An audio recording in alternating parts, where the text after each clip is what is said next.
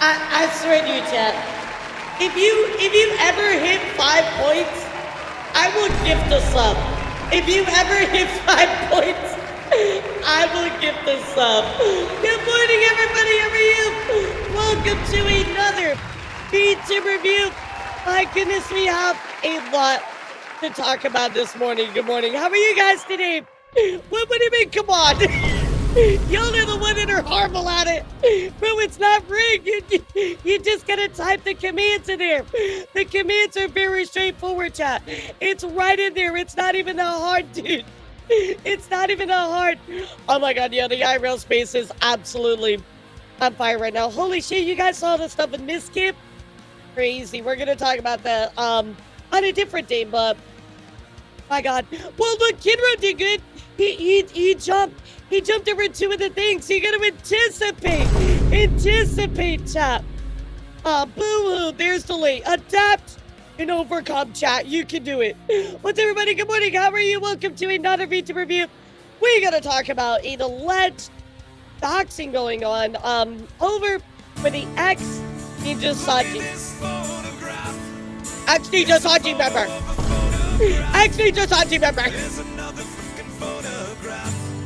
Alright, I was keeping checking the delay while singing. Oh, so how much is it? How much was it, Kidro? Yeah, you should put that. You should put that. Yay, more Google Dockies! More Google Dockies! Yeah. I know what you guys are here for. More Google Dockies! Yay! Now we're gonna be discussing what's going on with an Ex-Nijisanji member. Ow! We're also going to be discussing my notes on the Sinder document. Lots of corporate news, lots of indie news, a lot of stuff. So I finally put together my notes about the Sinder stuff. I do want to talk to you guys about that. Go through that. And I think it's going to be the last thing that I have to add about the Sinder stuff, really. So I don't think Chibi's dropped hers yet. Has she? Yeah, I didn't see it this morning. Did she actually drop it? If anything, I think I'm gonna cover that Wednesday anyway, but yeah, I don't think she dropped her docu, but I'm waiting on it. I'm waiting on it. What's up, Venus? How are you? Good morning. From the start to jump in, typed immediately back to back is about 2 to 3 second delay. Gotcha. I did, Lazy. We're gonna talk about that as well today. We're gonna be covering. He was doing a doc on TwitchCon. Yeah, so apparently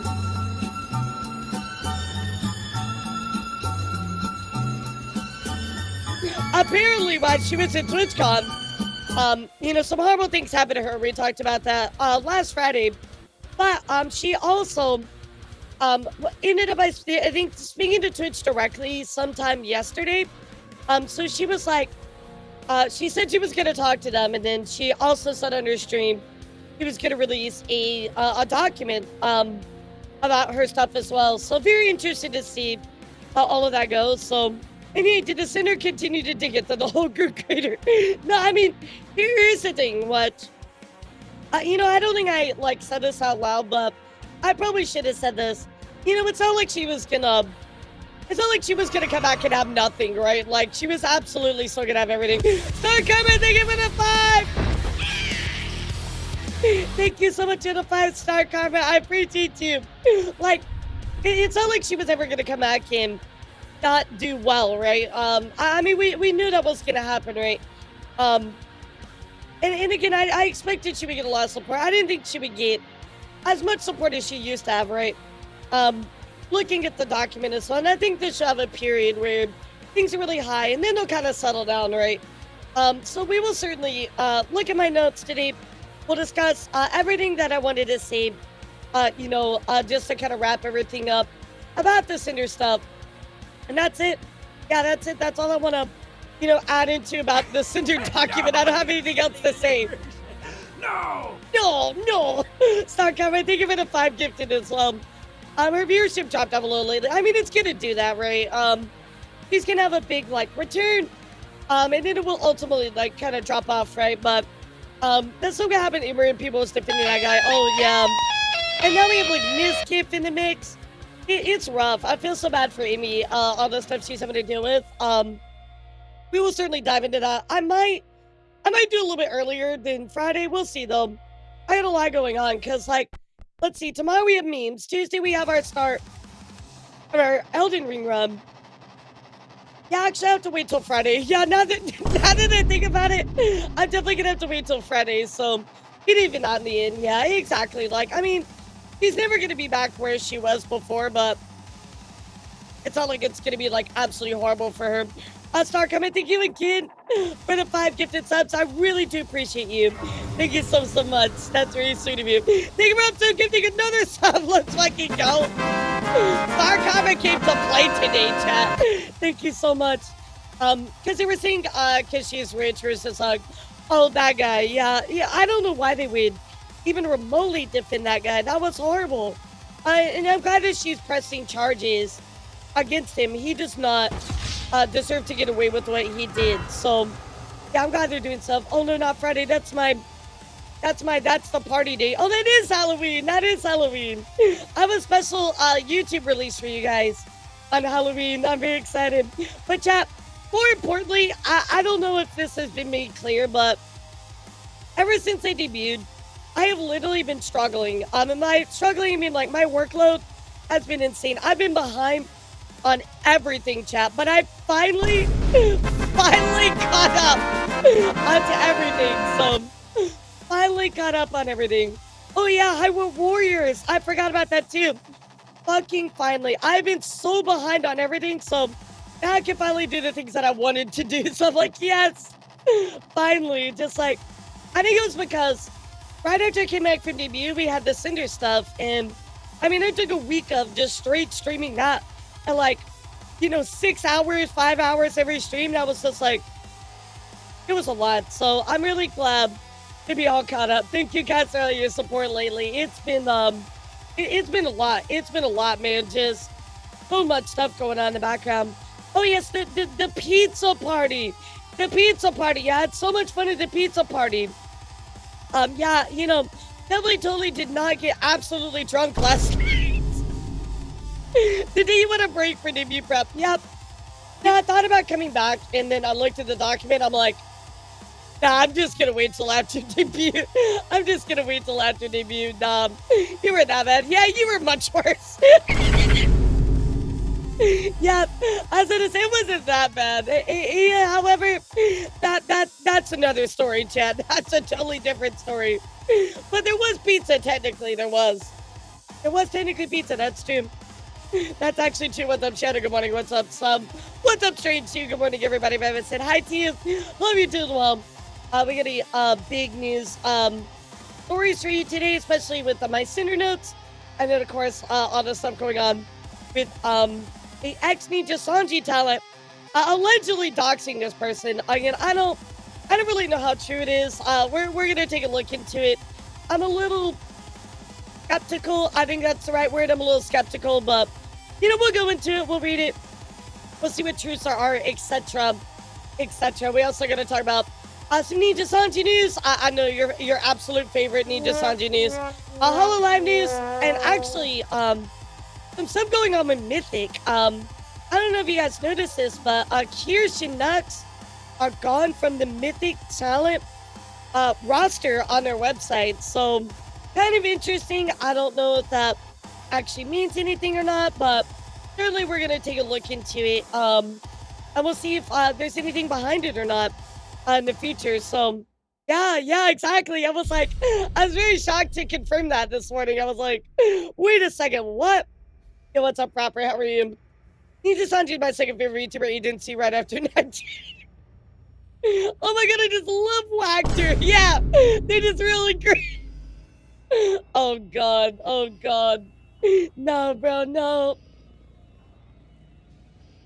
Yeah, I mean, this is Ex-Nijisanji, but it does point out something I want to show you all about how Nijisanji's staff treats a lot of people, which is very disappointing, right? So we're going to take a look into that. I mean, we already know Nijisanji staff sucks, but to get more screenshots to support that, right, is always very unfortunate, but also very important for us to take a look at and kind of see. So it does suck, though. It does suck, though. Yo, what's up, Sigurd? How are you? What's up, Daniel? Oh, I'm tired this year. Yeah. I can't imagine why.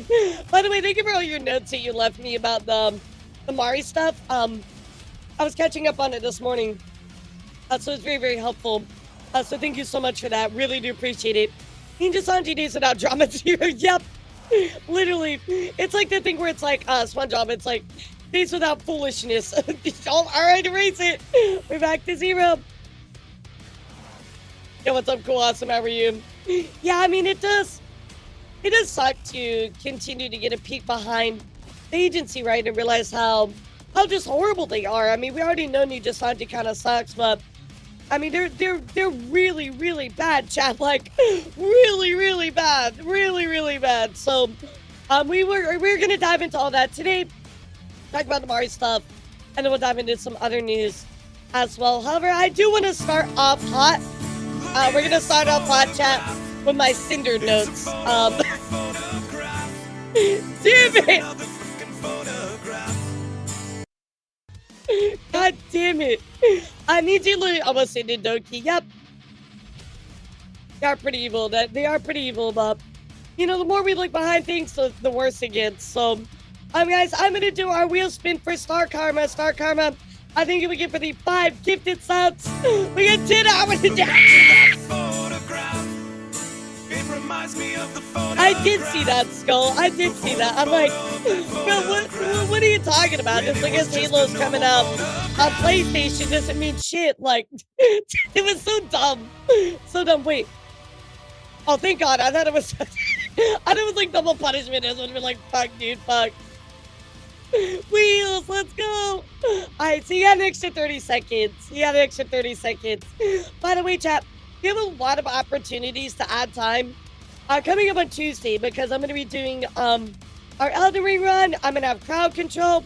I'm going to have ways for you to stop me from healing. So there's a lot. Halo being on PlayStation is a little weird, but we do have Gears of War. Yeah, exactly. I'm kind of excited for the new Halo. I love the original Halo as well. So I will definitely be playing that when it comes out. Microsoft has only been trying to get Halo the Gears of War on PlayStation for years. I think 2 generations of consoles. Wow. I think it's just weird, you know, like, you see it and you're like, that doesn't feel right. Yeah, Halo's gonna be on PlayStation 5. Fuck, dude, I really don't want a PlayStation 5, though.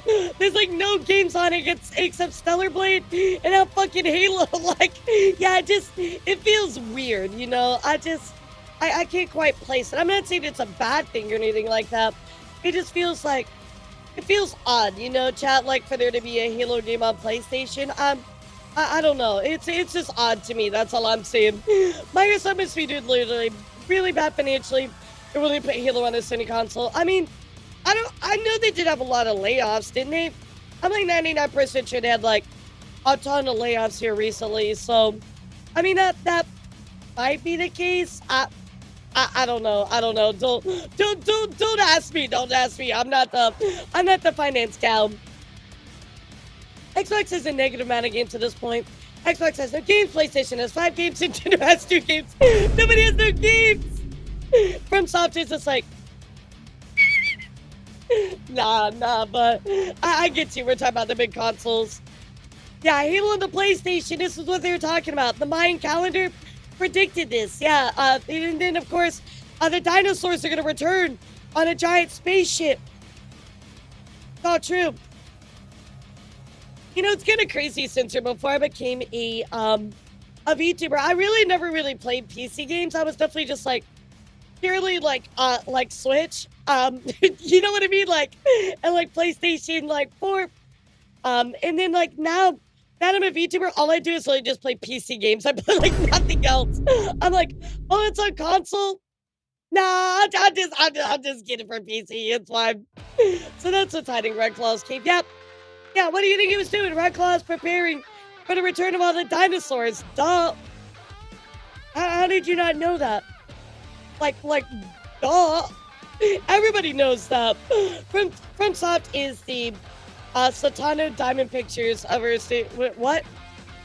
I don't understand that. I'm too stupid to understand that. I'm also hearing people are pissed about the new Xbox. Hey, no. Well, I thought it was good. I heard good things about it. I mean, I'm sure it's got its problems, so, you know. Yeah, I'm sure it's got its problems.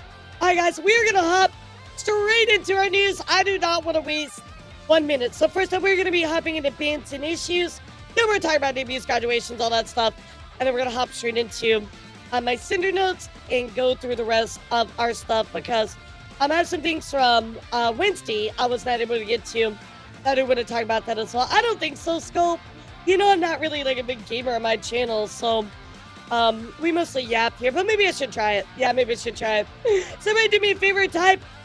You know what to type. You know what to type. I don't even need to tell you at this point. And let's hop right the fuck into it, guys. Let's do it.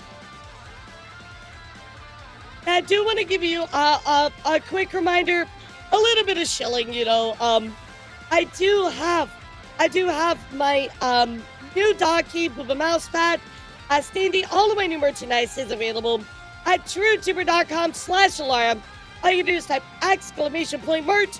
If you want to grab any of these, we also have new like lanyards, wall scrolls, tumblers, all kinds of cool stuff. Yeah, all kinds of really, really cool stuff. So your pins as well. I mean, we want some of the old dog keys. We got this as well. So yes, we finally have a wall scroll.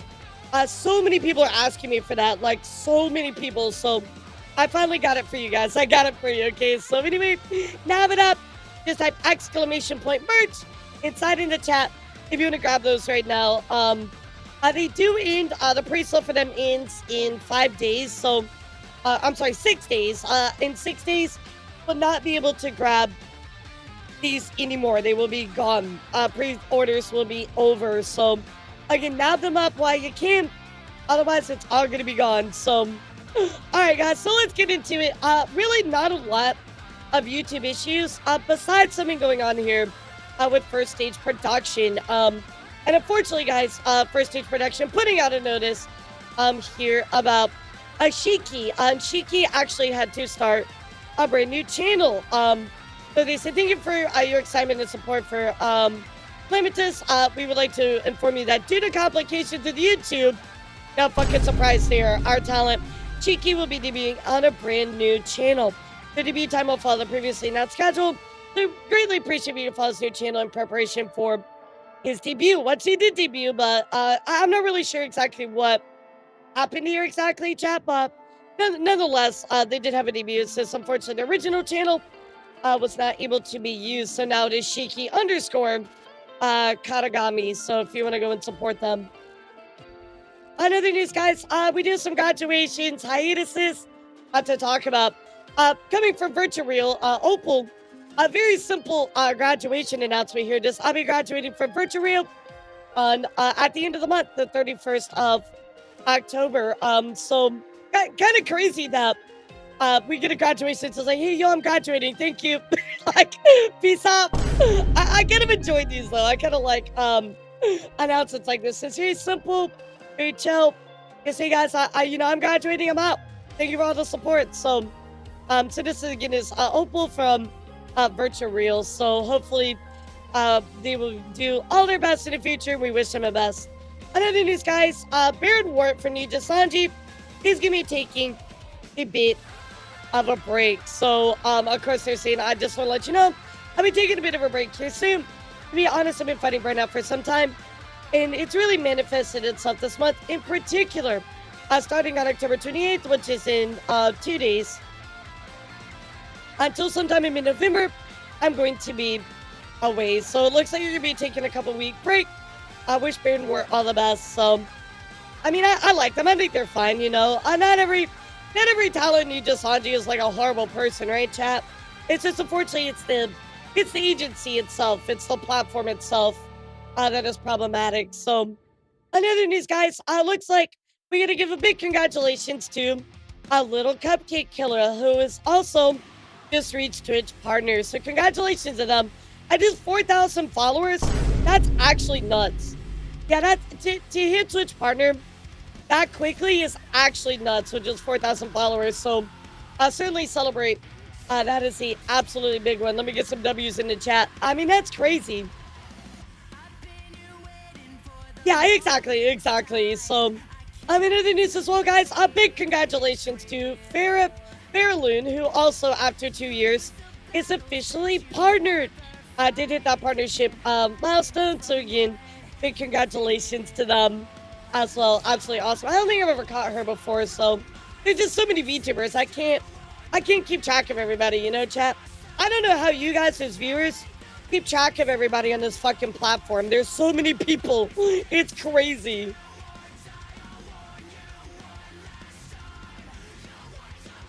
Oh, my gamer subs is so good. In other news, guys, we do have some missed debuts to talk about, but I want to let you know about an event that is coming up as well.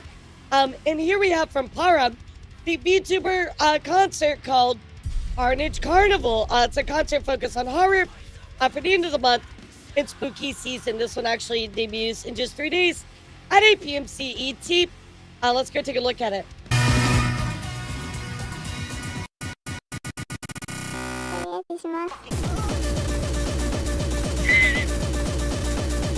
What does this remind me of, like Adult Swim?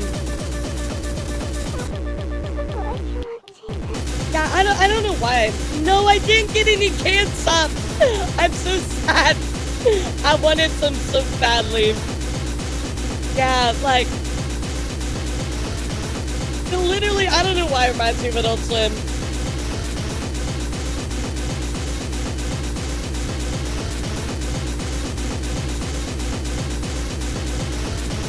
Right, it feels like Adult Swim, right? Like with his like late night commercials, like in the best way possible.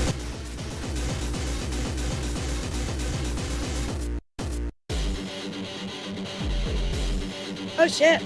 Great DJs. Yeah, I do really, I do.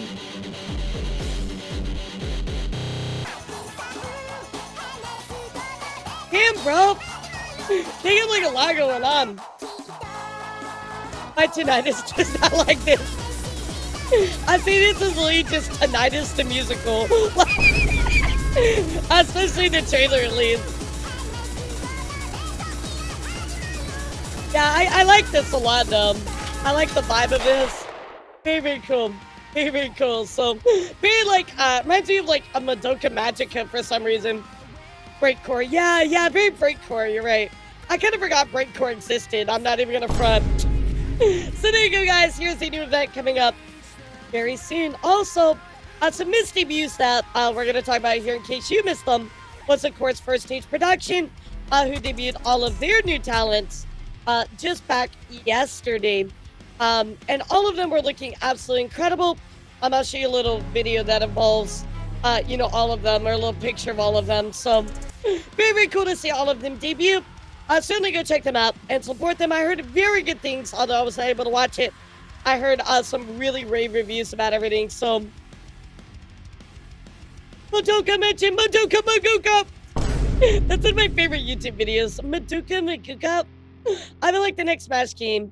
Yeah, to be 2027. I like the absolute earliest. Or maybe Christmas 2026 if we're lucky. But anyway, certainly go check them out. This is a all-boys group coming from First Stage Production, who has been cooking quite a bit with this group. Yeah, quite a bit with this group. Of course, we can't talk about new debuts without talking about the new FaZe talents. That is right, guys. FaZe just debuted their new group called FaZe Saga. Yeah, a lot of people were tuning in for all of these amazing talents. So I didn't get to show you the debut video.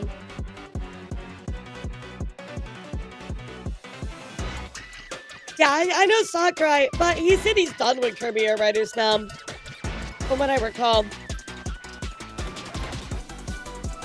I mean, to me, guys, it always seems like FaZe is cooking, you know? It really always feels like they're cooking.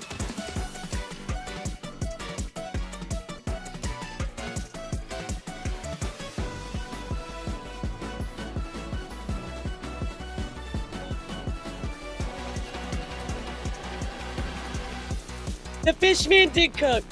The Fishman did cook. So, now before we talk about these debuts, though, chap, I do get to give you a little bit of a heads up, at least about this particular debut. Oh no, my notes got messed up. My notes got messed up, chat. No, a little bit of a heads up here, unfortunately. FaZe did actually put out a notice regarding Anya Nabis's debut, which of course has postponement. A notice for Anya that says, I'm out of here. It also says, we would like to thank everybody for all the positive energy and excitement for FaZe's Saga upcoming debut.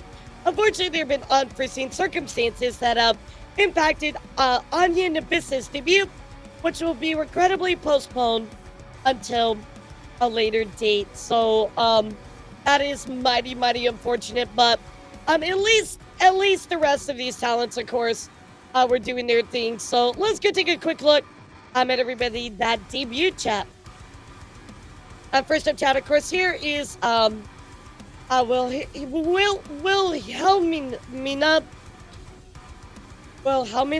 Okay, Wilhelmina.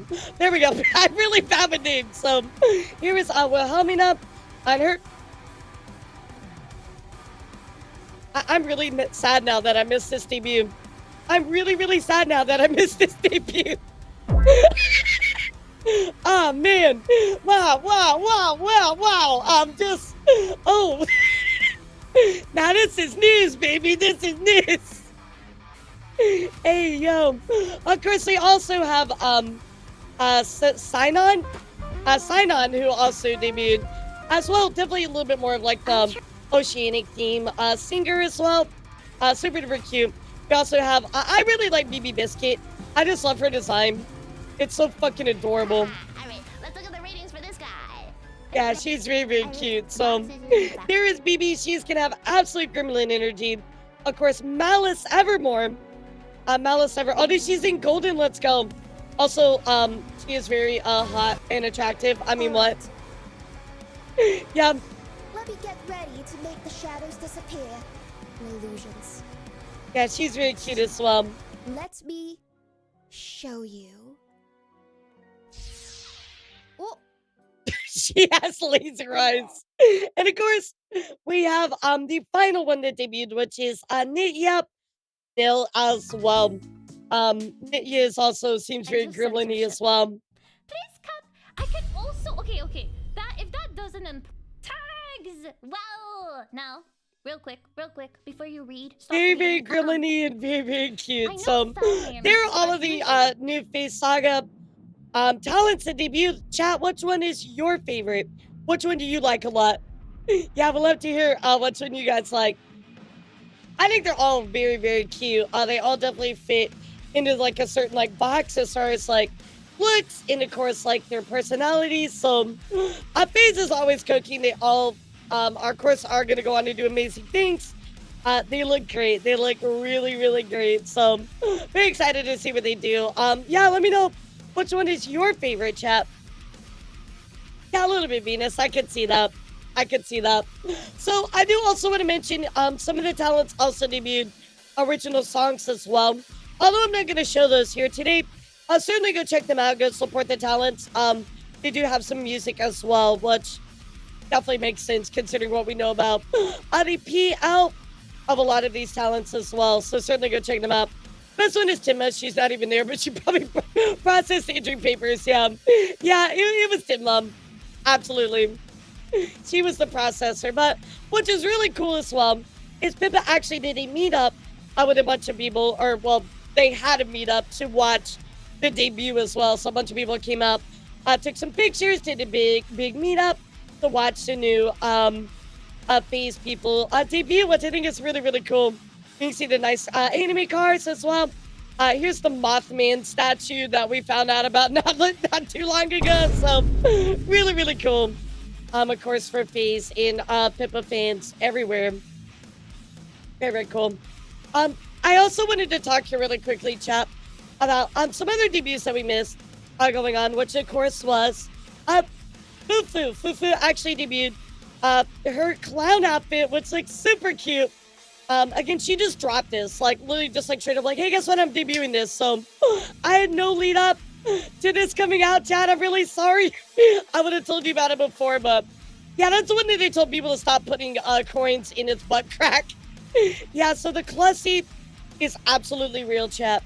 So anyway, here's Fufu's new clown outfit. Super duper cute, as always. On top of that, chat, we also have Shoto.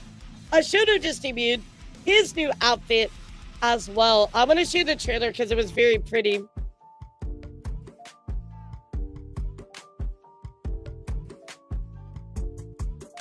Yep, exactly, Nintendo Ninja. I know, I didn't even get time to report on it, bro. She just dropped it.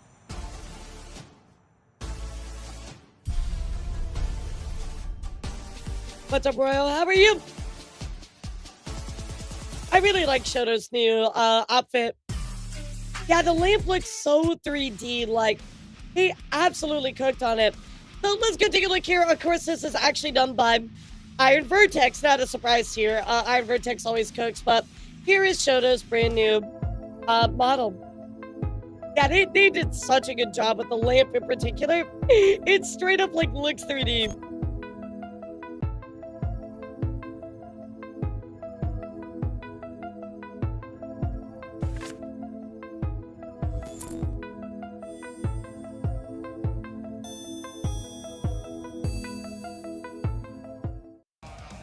Yeah, very cool. Kind of like a Bloodborne Eldritch Horror type thing. But, you know, Shoto's always cooking, so really cool to see. Big congrats to Shoto as well. Speaking of Miss debuts, chat, we're also going to talk about Lana's new model as well. Let's take a look.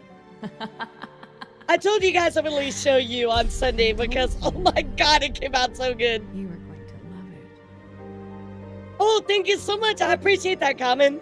I really glad you liked that video. That was kind of a little different for me as far as content. So yeah, it was awesome. Looks like you like it. I just love her, like the gore horror she goes with, and I love the wings are like held up by like the wings are supposed to be like what little like needle like surgical needles, and then like the little like IV tube, but they're also held up by like these little like gross ass hands. It's so cool. Yeah, no, it's safe on Twitch. Yeah, I see the hands hold up of the IV tube like wings. Like, they're just such a fucking cool model, dude. Lana always has the coolest model. Yeah, she hasn't got in trouble on Twitch yet. I don't think she will, though. This really just looks like something you see in a video game. How cool is that? Very badass, very badass.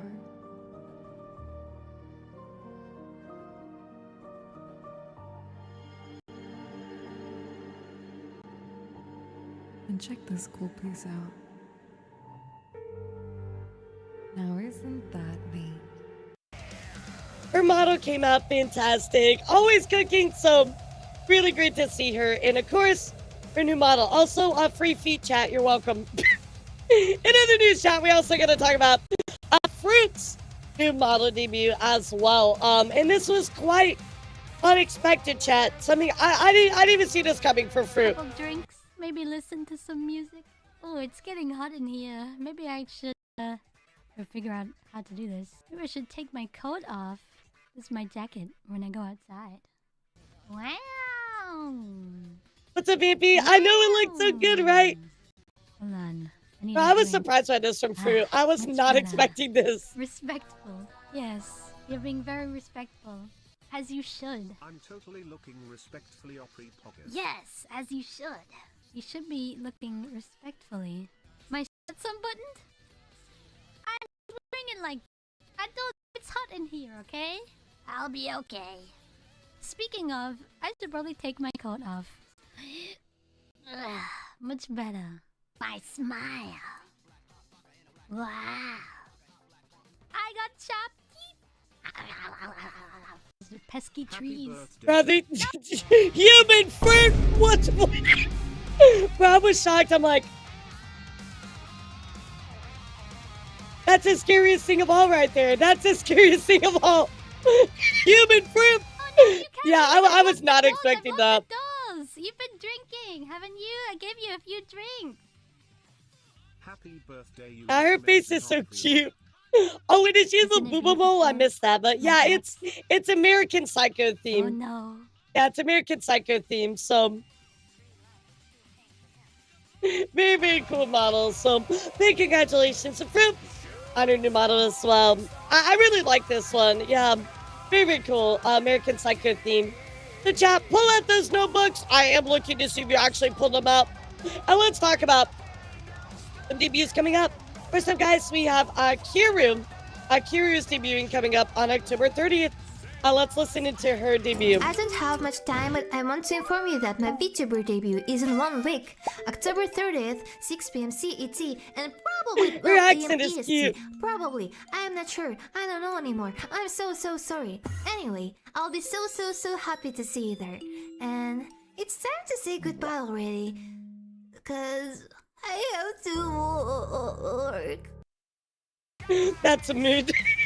That's a mood. We'll go and support Kiru coming up. Debut October 30th at 1800 CET or noon EST for everybody else. And in the news, also, chat, Sunny is doing her debut as well. She's debuting her new rocker outfit on her birthday, October 30th, which means it's in just 4 days.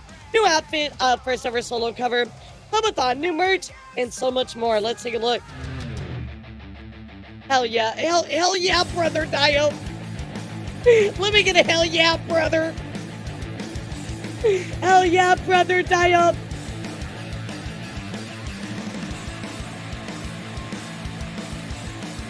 I love it. Love to see it. So, go give Sunny some love. We love Sunny around here. She is fantastic. So, in other news, guys, Rose Doodles is also doing her debut coming up as well, which is actually her 10-year streaming anniversary. Holy shit, dude. 10 years. Of course, she has a new fit, new teams, new merch. Coming up in just 2 days at 10:30 EST. Wow, that's crazy. Holy shit. 10 years? I didn't even know she was a face cam streamer before this. That's wild. Yeah, that's amazing. Yeah, I would support her. I mean, that's incredible, chat. What the fuck? I mean, that's actually insane as fuck. Very, very cool. Very, very cool. So, again, chat, give Rose Doodles Lots and lots of love on that. Very, very cool. Very, very cool. So, Ristodo's a legendary VTuber. She really is. Yeah, what an accomplishment. Long time no I only see. hope that I You can look make it that very long. beautiful in your new model today. Thanks, Nomad. Last How are you? Tuesday, I finally got my hands on the physical copy of the deluxe edition for Ninja Gaiden 4 on PS5. It's really Nice. fun to play. How've you been? Did you have a good week, hun? I have. Hello, I've had a really good 110. week. Everything's been pretty good. Just, I finally caught up on all of my work. So, I've been kind of buried for a while. So, everything's good. I also planned a vacation. So, very excited for that as well. I'm going to finally chat just one more thing. Actually, this is kind of big. Claudia Moneta is back. That is right, guys. She was gone for about, I think, 6 or 7 months, right? Something like that, right? Yeah, like 6 or 7 months. But anyway, she is back, guys, October 26th at 8 p.m. CAST, which is today, later tonight. Let's go take a look. Yeah, she was gone for a while. Yeah, I remember she had health problems. I remember. There's always like a million debuts. you gotta remember, VTubing is like, VTubing's exploding, you know? Like, yeah, we're big time exploding out here, so.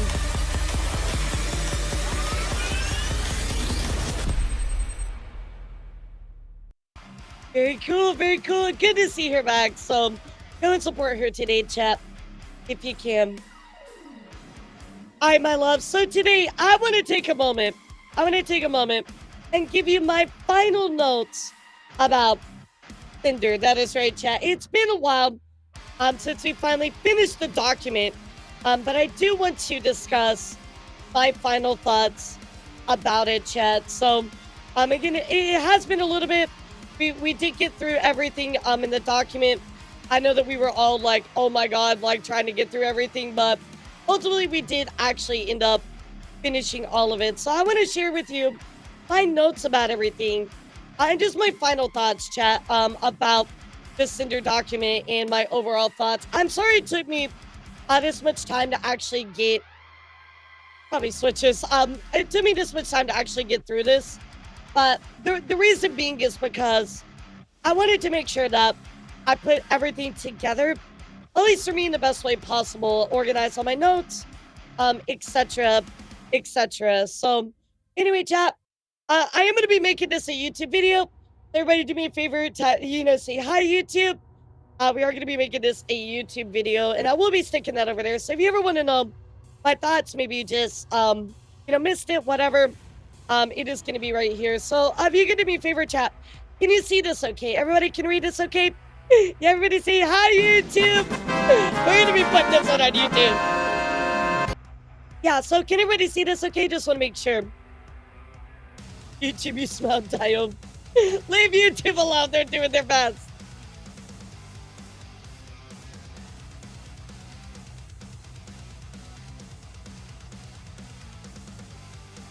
Yum, yum, yum, yum, yum.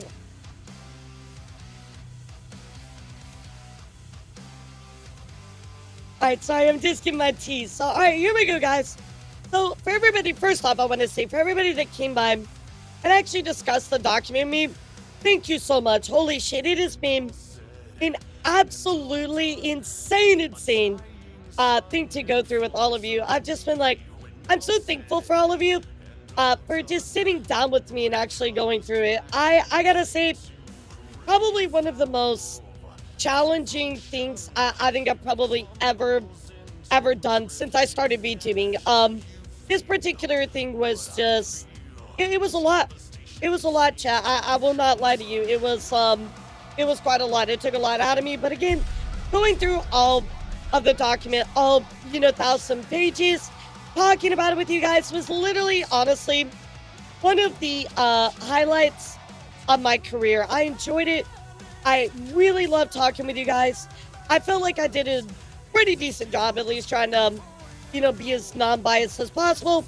I don't bias, but, I do want to point out at least inconsistencies. So what I want to do today, chat, is I want to discuss, I want to sit here and discuss, obviously, my final notes, talk about the document, talk about Nandalus, talk about Bao, talk about all the important points, talk about quotes made by Sinder, and ultimately point out what this document did, what it means, everything, chat. So without further ado, here we go, chat. So first up, final notes here. So the overall document, as far as the document goes, right, chat, on how it was written, I gotta tell you, it was not written well. It was, in fact, it was kind of very hard to follow along in a lot of spots, and included a lot of non-relevant information. So it was very hard to like just read, right? So overall document, not that this should come as a surprise to anybody, but yes, the document was way too long. Surprise, chat! 1,000 pages is way too long. You know, while the specific and divided sections were nice, ultimately, again, I felt like it was just way too long. A lot of repeated stuff. You just lose the main point of information doing that, right?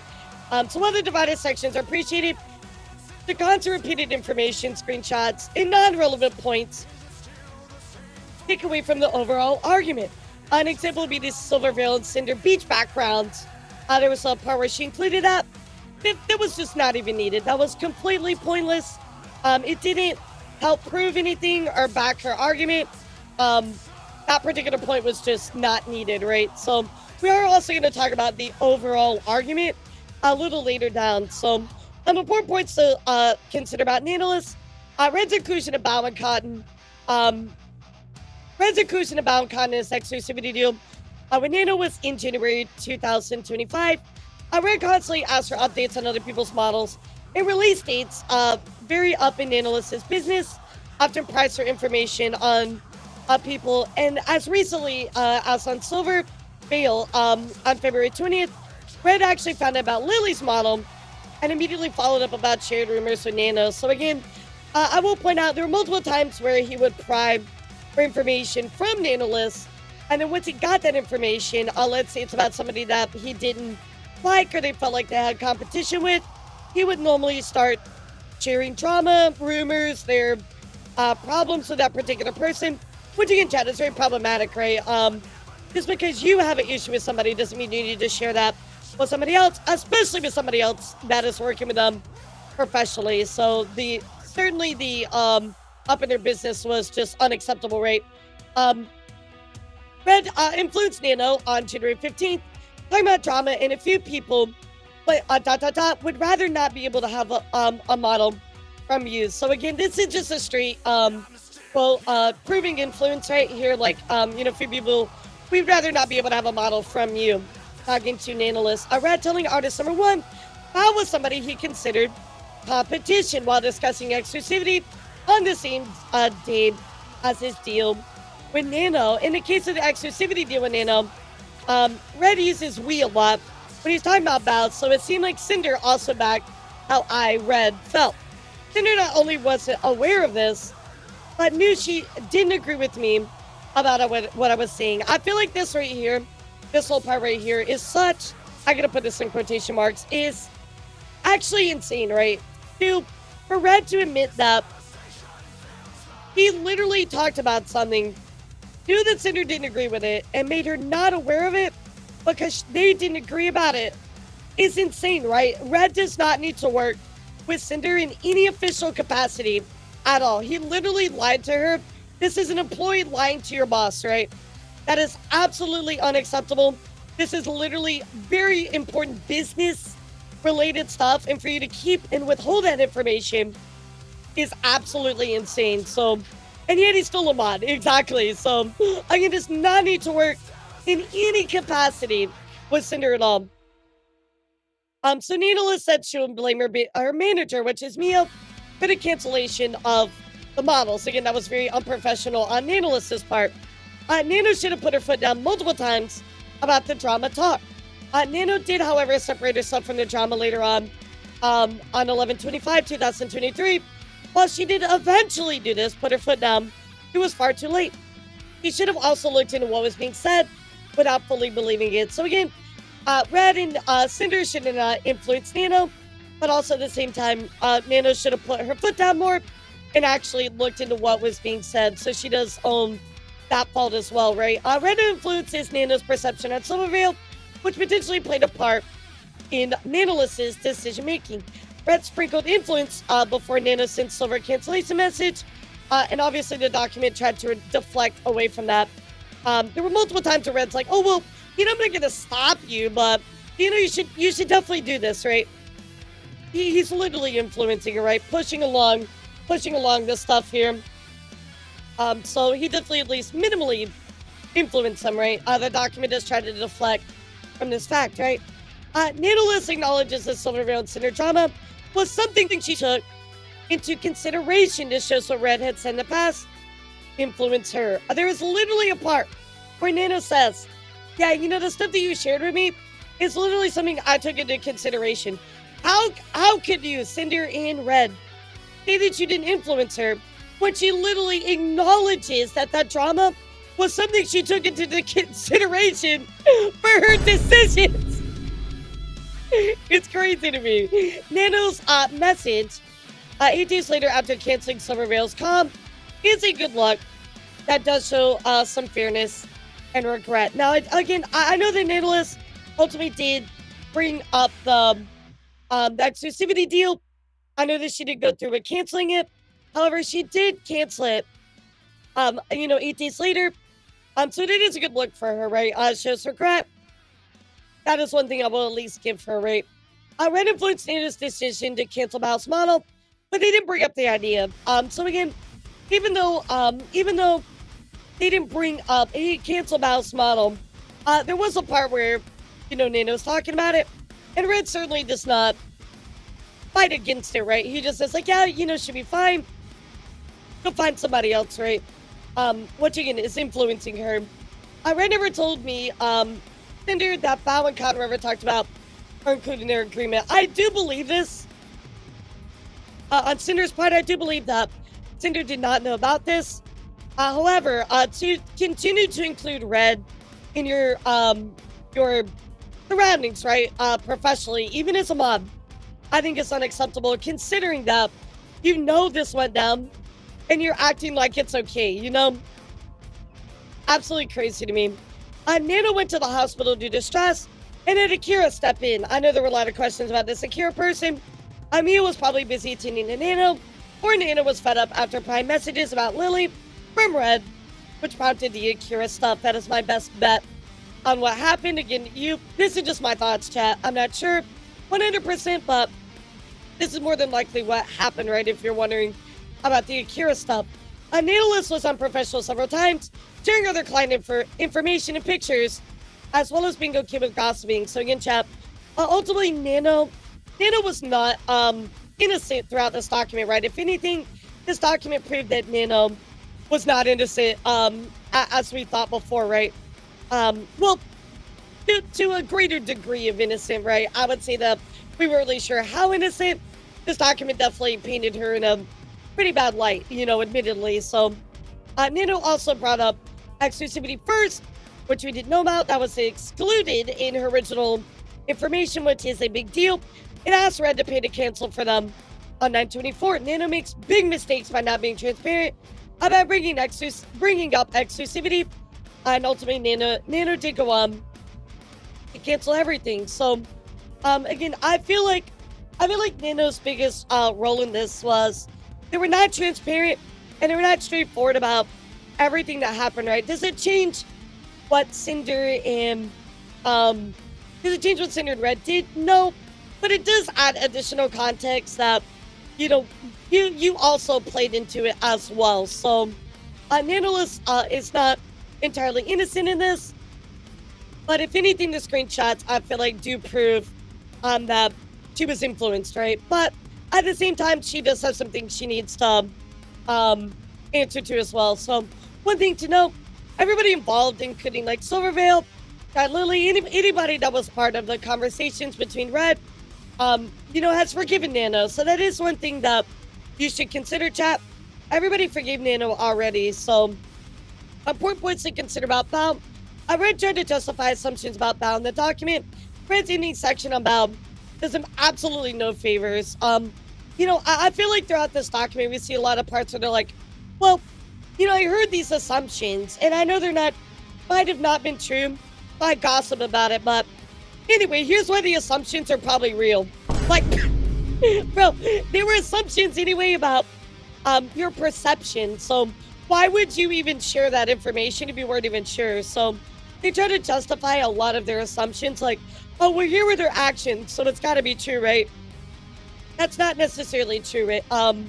You know, a lot of speculation. So I don't want to point this out. This whole section about just really did not do Red any favors. Not that Red's gonna get any favors anyway throughout this document, but you get my point. 4 points to consider by Shy Lily. So Shy Lily pulled everyone together to organize, plan, write, and post the documents that ended in my cancellation. Again, this is all speculation, right, chat? There's no solid proof that was provided. But I do want to also go to, you know, another point I'm going to include in here. Let's say that Shy Lily did get everybody together to provide all this information, at least with Nanolist, right? We pretty much know she talked to Nanolist, but she got everybody together. She reached out to the people affected, etc., and asked, "Hey, do you want to come out with a you know, statement about this stuff because you're included?" There's nothing wrong with that. There's nothing wrong with getting everybody together, discussing the information at hand, coming up with all of your receipts, and sharing that information that is relevant, right? Again, this is one of my biggest points about this document. They try to paint everybody that gets together to talk about it as this horrible, horrible person, right? But what is so wrong with talking about information and sharing it and getting your receipts together? There's nothing wrong with that. I'm really just, I'm confused by why this is framed as bad, because even if she got together to organize all the receipts and stuff, and she even reached out to Spite and was like, "Hey, like, you're included on this. You know, if you want to make a statement, you can. Here's the stuff." It's not some grand, like, scheme to cancel you. It's just people talking about how they were affected, you know, like, and they have every right to do that. So one thing also in the document, Sinder goes on to, you know, paint everybody that had a problem with her as this horrible person, right? Well, one point of contention that we were wondering about was the V-card stuff. She said, "Oh, well, you know, Shy Lily's really upset with me about the V-card stuff." Well, if you actually look at the messages, Shy Lily was actually fine with Sinder accidentally leaking the V-card information. It Lily didn't seem like she had a problem at all with that particular part. Sinder proves how paranoid she is about Lily. Confused reads as transactional. Again, the whole name thing. You gotta say my name. You know, I give her a big fat raid. She didn't acknowledge me. I mean, look, guys, like, raids are not transactional. They're just support. I don't understand why it matters if you made a big raid or not, right? Like, this again, trying to treat it very transactionally is wrong, in my opinion. Shy Lily confirmed she did not participate and later collapsed because she knew something was up. Or Sinder rubbed her the wrong way. We don't know exactly why, but she did decide to leave some of those future collabs because she knew something was up, right?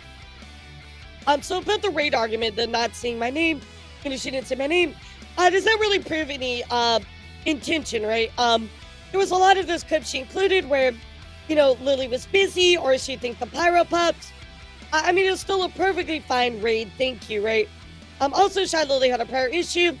Why is this important to denouncing the things Sinder and Red did to undermine others and take away opportunities by influencing Nano? So again, like, there's so many points that Sinder and Red try to include in this document, but it doesn't take away from the main issue, right? You're not denouncing what you did and how you undermined others and took away potential opportunities from others by influencing Nano, right? Even if Shy Lily had some type of issue with Sinder beforehand, that would not justify the gossip and influence towards Nano. How do y'all feel about that statement right there? I think this is a very strong statement that holds a lot of truth about stuff, right? Like, even if Shy Lily had an issue with Sinder, let's say you just didn't like her, right? That doesn't justify the fact that you're gonna sit there and you know, gossip about somebody and influence somebody else, right? If you have an issue with them beforehand, nobody has to like you, right? Nobody has to like you.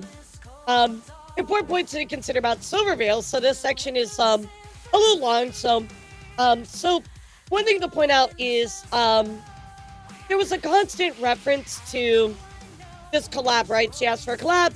Well, it wasn't actually a collab. It was never actually a collab. I did a Silver only said like 3 things for her, yeah. So, there was never a collab with Silver and Aru. It's actually just an off-stream hangout. No proof of harassment was ever provided. Only comparisons. This is probably one of my biggest points. So, Sinder said that she was harassed multiple times, over and over and over and over about comparisons between her and Silvervale. Now, I will say that Nanners and Silvervale did say that there were comparisons between the two, right? But again, no proof of this harassment was ever provided, right? And now, it's one thing to get compared, right? Harassment is next level. And again, no proof of that was ever provided by Sinder. So I very much doubt the level she claims herself as a victim of this harassment actually happened, right? I mean, I'm sure she got compared, but again, where was this harassment? Cinder knew about Silvervale's Wolf model and her Kami model as well, which was her first models, right? But instead of changing her model to something different to avoid that comparison, Cinder decided to follow through on the Hellhound model. Sounds good, right? We all knew that Silvervale was like, hey, or I'm sorry, Cinder was like, hey, my original Tashi model is very close to Silvervale, so I want to go in a different direction, right? And I want to do Hellhound. So she decided to stick with that. But she continues to blame Silvervale for her choice that she chose to keep a model that is in line with Silvervale, right? So she drew the own comparison and then also blamed Silvervale for that comparison. It's kind of crazy. So, if you're so worried about the comparison, why not just completely change your model? But she went through with it, but she was the one that decided to go through with it and that design and stuff. And I'm sorry you got compared. I think that's wrong. But you decided for that, right? Like, I'm sorry that you're getting compared. You obviously didn't decide for that, but why are you blaming Silvervale for a choice that you made yourself, right? Cinder accuses Silvervale being inspired with the tweet, the booba bouncing one, but they basically shared absolutely no similarities. So, not even the same song, not even the same animations. Like, this was a wild accusation on this one. As of August 14th, 2024, Cinder admits she was competitive with Silvervale. And on January 15th, 2025, admits she knew it was okay with taking away opportunities from Silvervale. Red badmouthed Silvervale as recently as of April 11th this year. So again, this just shows how recent a lot of this was treated, right? Oh, you're my competition. Oh, I know we're taking away opportunities from you. This is recent, chat. I mean, it is now October 26th, right? Do you really change as a person within 9 months? Red bad-mouthing Silver, do you really change in 6 months? No, you don't. Cinder tries to downplay Silvervale's live stream statement by stating she should have been straightforward, not realizing nuance about public callouts in awkward situations. So, again, Cinder tries to call out Silvervale's live stream. A lot of her statements that said, well, Silvervale could have been more straightforward about not wanting to be friends with me. There's a lot of nuance in that, right? Calling her out publicly, you're just even typing a message like, I don't want anything to do with you, is a very strong statement, right? As public figures, that could cause a lot of problems, right? A lot of backlash, you have a lot of pressure. So normally it's better just to distance yourself, right? However, through this, Cinder could not take the hint at any given point in time, and instead she shifts the blame onto Silvervale. Well, you should have been more straightforward with me about it, right? Well, that's not entirely true. You should also be able to take a hint as well. So if you're going to put blame on Silvervale for this, you would also technically own as much responsibility as well for the other side of that conversation. But again, I think mostly Cinder owns the responsibility of the guilt when it comes to Silvervale anyway, right? So, there is a statement here from Red, right? So, and I've been contacted by other artists after Silvervale. I've been contacted by my other artists after my doc came out, and I guess it's really glad that I put that part in there about her worrying that she was saying things about me, because that was true, apparently. they told me that she had told them that I hated her and I was this malicious person and I was so mean and I just hated her so much. So again, somebody else talking about how artists were like, oh my god, like, we were told that you hated them. Like, usually immediately right after doing a project or art piece or something to me that got traction and she didn't like it. And they told me that hearing that made them less inclined to work with me because, again, they think I'm this evil, terrible person. Because why would she say that if it wasn't true? So I'm going to reread this, chat. Listen to this. These other artists. And they told me that hearing that made them less inclined to work with me because they think I'm this evil, terrible person. So this literally, chat. Like, why would you lie about somebody and this happened so much? Like, if it wasn't just Nano, it was so many other people. So this literally shows Red and Cinder's influence on other artists and contractors, chat. Literally, they said, straight up. And they told me that hearing that made them less inclined to work with me. So again, this is showing that Red and Cinder's words had influence on artists and contractors. This did go on to affect Silverveil. So again, Cinder's like, well, yeah, I didn't really do anything that took away opportunities, right? But this actually proves the opposite of that point there. So important points to consider about Spite. Cinder admits that she talked negatively about Spite to other creators and admits some art could be compared to Spite. She's talking about her earlier t-shirt art. She knew this, so move forward with it. And again, she talked negatively about Spite to other creators. So not only do we have admittance here of, I've been talking negatively about, people I consider competition, but we're also okay with talking negatively about people that literally never crossed your lane, had nothing to do with you, wanted nothing to do with you, and you just talk shit about them. Cinder proves patterns of jealousy and insecurity. He also falsely claims dual colors were not available at wrong dates, which I showed you in my VOD. She was like, oh, like, this is exclusive to me, nobody else was doing this. That was a lie, and I showed you guys that during that particular stream during the Spite section. If you want to know more of the specifics about that, I did provide some screenshots that is in the VODs on my original video. Statements made by Cinder to consider here, chat.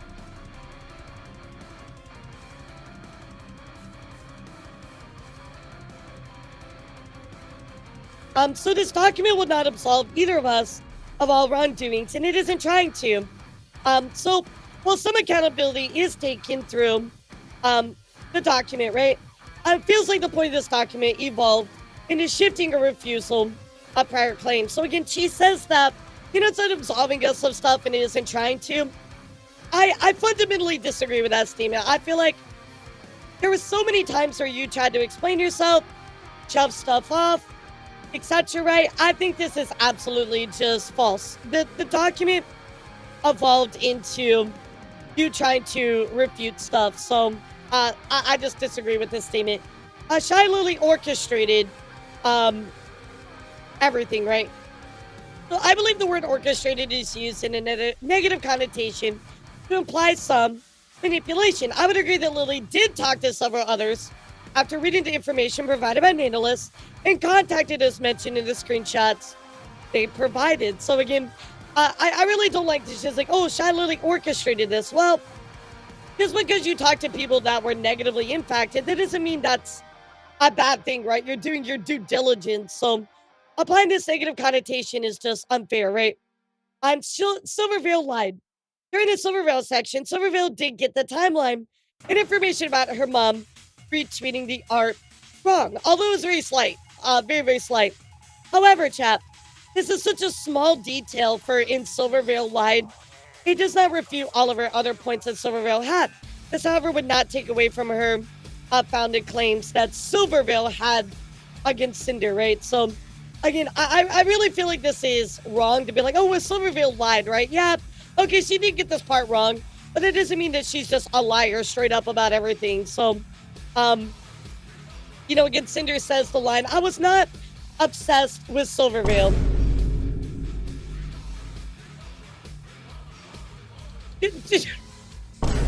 Do I even need to add comments about this line? Yeah, do I even need to like add anything about this line here? Silver blamed me for all the misfortunes in her career when I did nothing to her. And the one time I agreed to try to do something, it didn't affect her. So, this line to me again when we read through it stood out to me a lot. Silver blamed me for all her misfortunes in her career when I did nothing to her. Well, I mean, it's not entirely true, right? She just pointed out the things she did wrong, but I did nothing to her. I did nothing to her. And the one time I had tried to agree doing something, so you contradict yourself. When I did nothing to her. And the one time I agreed to try to do something. So which one is it? You did nothing, or was it just one time? It didn't affect her. And I just actually showed you my Silverveil's statement talking about other artists, being hesitant to work with her because of what Red and what Red and Sinder had said. This actually just proves that. And just because it didn't affect her now, doesn't mean that it couldn't affect her later. And the things that you said and did were not wrong. Because ultimately what Red and Sinder did was wrong. So be like, oh, well, I put a bomb in your car, but it didn't explode. So it's fine. Like, no, of course not. Like, it's the act of you doing it, Like, that's what's problematic about it. Oh, well, I was going to shoplift $100, but I only shoplifted $5. Like, you know what I mean? Like, you still did something really shitty and horrible. Silverveil said herself that she got upset because of the comparisons made between us. I mean, instead of just being friendly to one another, she decided to put in her blinders and ignore it because she couldn't bring herself to show kindness, show me the kindness I showed her at every turn. I would not qualify kindness as attempting to take away opportunities, but also right here, right? But instead of being friendly to one another, she decided to put on blinders and ignore it because she couldn't bring herself to show me kindness.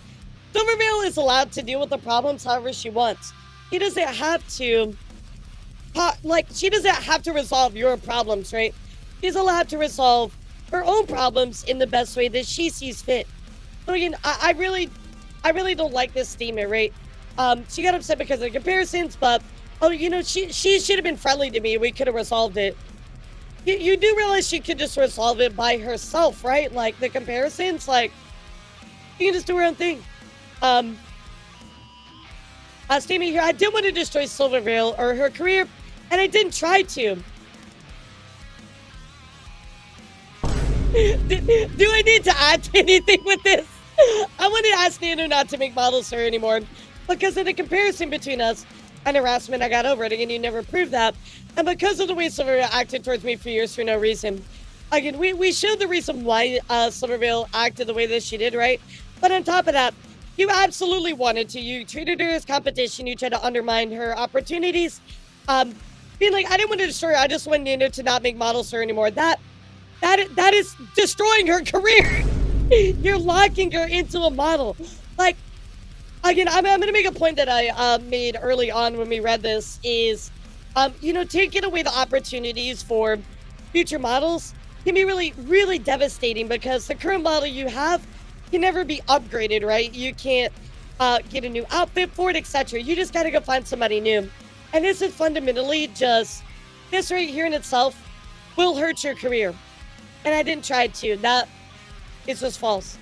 Sinder says she understands the responsibility to her manager, Red, but contradicts herself in future statements. While the actions of your manager, Red, may not be your own, and you are not privy to every action or conversation, you are responsible for him as his employer/boss. Sinder also says, I would list the false accusations here, but there's been such a ridiculous amount at this point. I don't even know where to start. This feels weird, considering that you made a 1,000-page document. But why wouldn't you include it? She's very stickler to include all the information, but then like, I just a random part. She'll be like, nah, I'm not gonna do it. Like the harassment part, this part like included.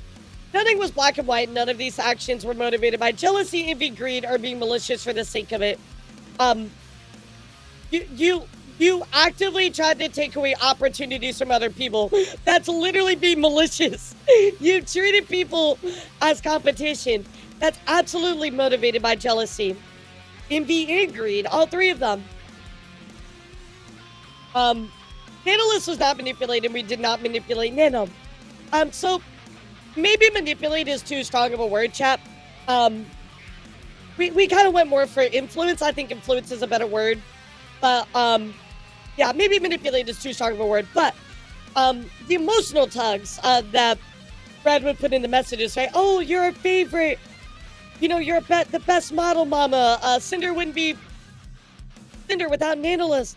And whispering in her ear about how her current clients had drama with Sinder, was unprofessional.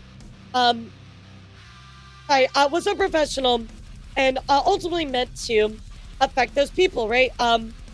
Again, if you whisper in their ear about like, oh, well, I'm going to be doing something with Silverveil. Oh, well, have you heard this drama that we have with Silverveil?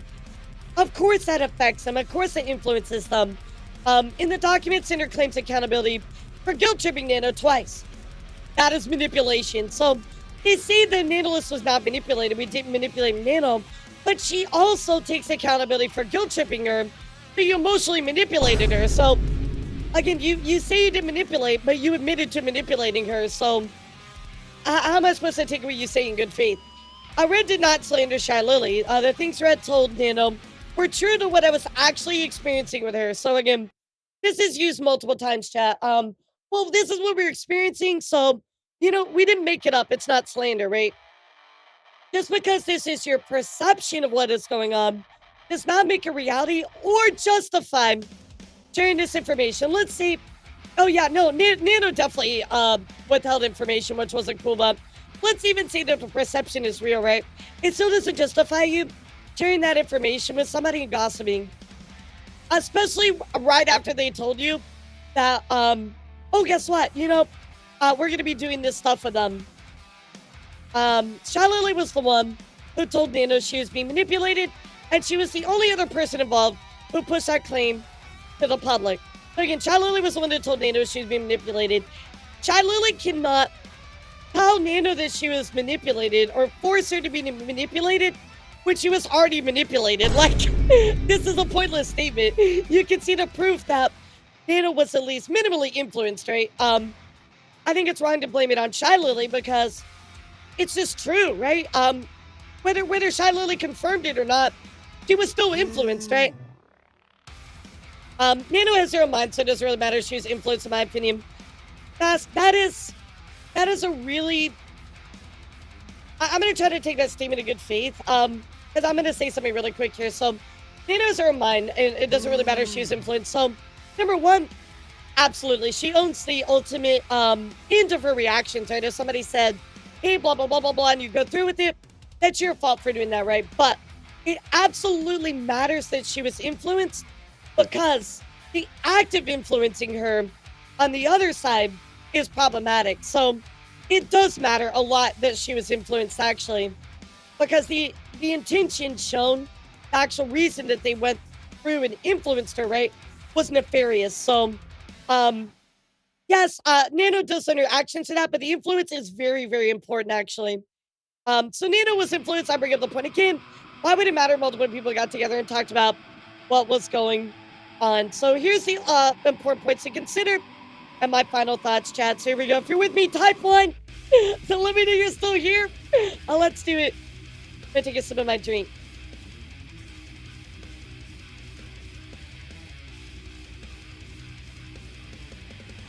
So, Sinder goes on to say, no one involved tried contacting me before him. So, do you as a reader, as a viewer, as a supporter, whatever, find Bao and Shy Lily's reasonings enough for them not to talk to her privately before him?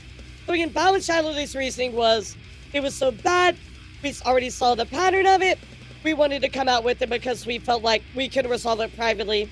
Allegedly, Shy Lily said they tried to do something beforehand.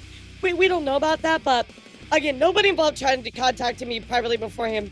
You as a reader find Bao and Shy Lily's reasonings enough for them not to talk to her privately before him. For me, I feel like everything should be resolved privately, but I do understand what Bao and Shy Lily's reasonings were. So, Sinder has been extremely back and forth with the status of Red, her manager boyfriend. First he was fired, then he returned as manager, now he's demoted to Twitch mod. I think this shows a lot of uncertainty. He's not really sure how to deal with her problems as a whole, right? And we saw that was evident by her initial reaction. I think she's just very, I don't know a better word. I think she's just immature. Red has shown no growth in his mindset about models and how more make them less unique, which poses issues for how it reflects on Sinder. So again, Red stated in the document, I wanted to preserve the value of existing nano models like Sinders, and the more models Nanos accepted, the more reoccurring clients she'd have, meaning she'd have less time for any projects we may ask her for. So this was a note he added. This was not like a screenshot. This was a note that he added, right? So again, it just really shows he hasn't grown past a really important point, and it reflects horribly on Sinder, right? Him just existing in her space reflects horribly on her. Sinder attempts to prove that multiple people had a problem or had it out for her, but tries to draw connections to disprove themselves. For example, Sinder states that Shiley was upset about the V-cards, but looking at that DM, it was untrue. This is pretty evident throughout the document. She tries to draw these points all together, connect the dots, but a lot of them just don't prove her point. Sinder tries to paint Lily as bad for releasing merch. A week later, after her cancellation, it makes accusations that Lily tried to replace and copy her model. Later, she goes on to draw a comparison on Silvervale's beach background. Again, this is all just completely unneeded. He's like, oh my god, she's capitalizing off my cancellation. Like, anybody that talked about your stuff technically capitalized on your cancellation, right? Are you gonna come after me? Like, this was just completely unneeded, right? On the whole ending section of the breakdown makes extremely strong speculation and accusation with absolutely no proof, chat. Multiple times, Sinder justifies parts as not lying because they say in the document they told what they thought was true. On top of this, they also justify talking bad-mouthing, but also justifying it as not lying. So the thing is let's say hypothetically something is true about somebody, right? Let's say that they're just not a good person. Why would you tell somebody that is working with that person professionally that they're a bad person? You don't do that. Like, fundamentally, professionally, you don't do that. And again, they try to justify so many parts as like, oh, well, we're doing this, but we're not lying because what we were told was thought to be true. Just because you thought it was true does not mean it was actually true. Like, your perception is not reality all the time, unfortunately. So, chat, here's the really important parts. And again, if you disagree with me, let me know. But here we go. Final thoughts. Sinder is a deep-rooted insecurity issue, which caused her ultimately to make extremely bad business decisions. While an argument can be made about the level of Red's influence on her, they both hold the responsibility of their actions. At the beginning of this document, Sinder states the burden of proof lies with the accuser, not the accused, right? He makes a lot of accusations throughout the document, but more often than not, he actually fails to meet that burden of proof herself. So again, she says the burden of proof lies with the accuser, not the accused. But again, she accuses a lot of things and never backs her own statements multiple times. So it's very interesting. This is like the tagline of her document, but she doesn't even uphold her own tagline, right? As far as it goes with Silvervale, twisting the "no, thank you, not interested" into "she attacked me for not saying yes" is manipulation, as seen through the document in the Silvervale section. The Silvervale exclusion in the deal is a huge part of what Sinder and Red are most guilty of. Again, this is a huge thing right here. We saw the influence they applied to Nano, but again, the exclusivity deal that they put specifically on Silvervale because they didn't like her, whatever, had problems, etc., is a huge part of what they're guilty of.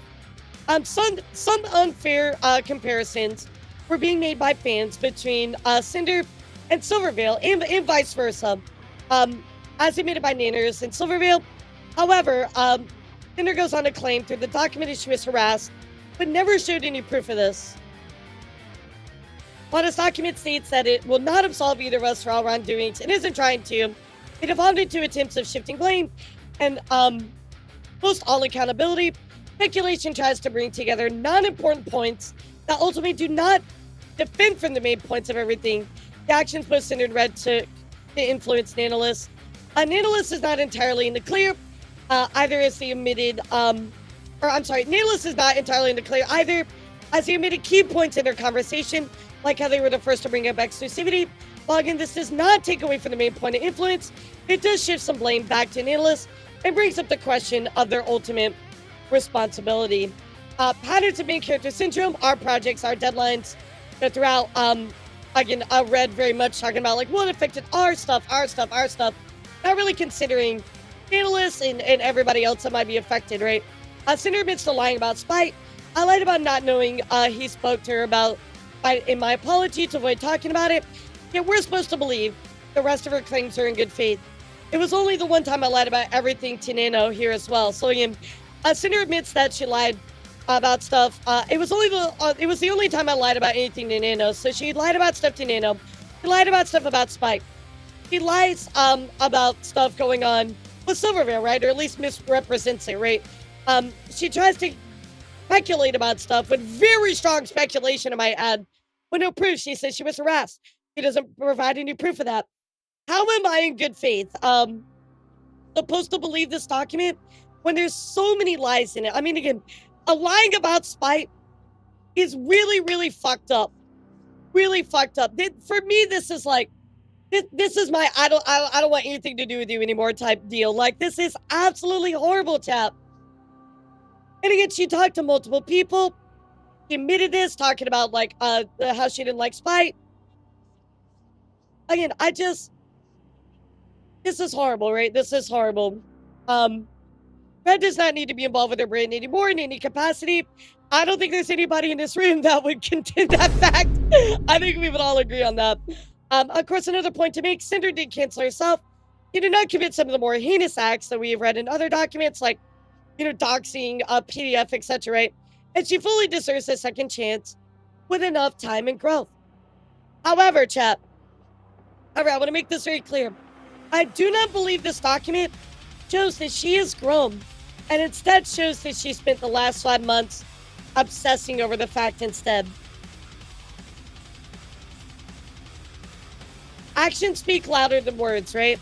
If you say that, you're ready to move on and you're gonna do better, I don't think that this document is any proof of that whatsoever. Cinder goes on to say, I forgive her for what she chose to do. I think it's talking about Bao in particular, but it shows me as a viewer, as a reader, right? She views herself as the victim rather than at least somebody who owns equal responsibility.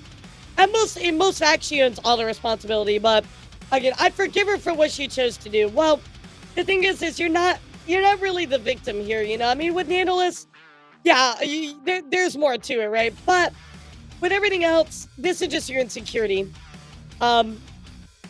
It is more than likely that Cinder knew a lot more than she admits to. The document is full of mentions from herself about the depths of discussion he had with Redacted, her manager, alleged disagreements and arguments with them, and the controversial subjects she discussed with him. So while I do agree that she didn't know everything, and there are certain points that I do agree she didn't know everything, I think she knows a lot more than she admits to. So ultimately, chat, this document does not help absolve Cinder of the original main issues. In fact, with the additional context, I believe it makes it look worse. The Nanolis section was the only section that truly provided any weight, while the rest is speculatory and draws conclusions from feelings and emotions, not facts. It has shown the influence they had on Nano, took away opportunities and or future ones as well, chat. And that right there is my wrap up of this Cinder stuff. I swear to God, we never have to talk about Cinder again. I'm gonna explode, but I feel like I don't have anything else to add, chat. I've spoken about it for literally 7 streams, at least 5 hours apiece, talked about it, discussed this in great detail about what was going on with everything. I just don't know if there's anything else to add. I think that these notes are pretty much what I was able to pull from everything. And this are my final thoughts. Again, I want to make this clear. So for all the Pyro Pups, for all the people out there that, are Cinder supporters, for all the people that are, Shy Lily haters, I want to say this really quick. So I think that when you look at this document, it's very, very clear what is what, right? Nanolis is not entirely innocent. But this document does not support Cinder. It is a crash out. Besides the Nanolist part, it's a bad look. There's a lot of bitterness. There's a lot of spite, not spite the streamer, but spite the feeling, the emotion. It's very vindictive. It's a very just ill-will document. I feel like, reading what the things she had to say without any proof. She's like, everybody has it out for me, but she doesn't take any responsibility for a lot of her own actions. In fact, she tries to disprove a lot of them. So what I want to say to everybody, right? If you're a Pyro Pup and you support Cinder, or you're a Cinder supporter, you're not Pyro Pup, whatever, right? That is fine. I don't judge you. I don't understand you, right? Because I don't see how you would want to support her, considering you can prove that she's lied about multiple things, talked shit about people, lied about stuff, etc., right? I personally do not find that to be somebody I would want to support. But if you want to support them, you do whatever the fuck you want. I'm not here to judge you, and that's perfectly fine. You do whatever you want. If it makes you happy to support her, that's totally fine. I do question it, but again, I'm not judging you. I have a hard time empathizing with that, right? What I will say, though, is the people that are out there that I've seen that are like, oh, well, now we need to harass Shy Lily or harass Cinder and stuff like that. I want to make this clear, chat. I do not support that type of actions. You don't need to harass anybody. If you don't want anything to do with Cinder anymore, block her. If you don't want anything to do with Shy Lily, block her. You know what I mean? Like, just if you have a problem with people, just move on. Stop making it this absolutely huge problem that you have to continue to bother people about. Just block and move on. Again, I don't understand why you have a problem with Lily, of course, but maybe you read this and you come to some weird conclusion about Lily. You're like, okay, well, I'm gonna do that, right? But I've seen people right that are like, oh, well, I'm a Pyro Pup, so if you don't support Cinder, you're a horrible person.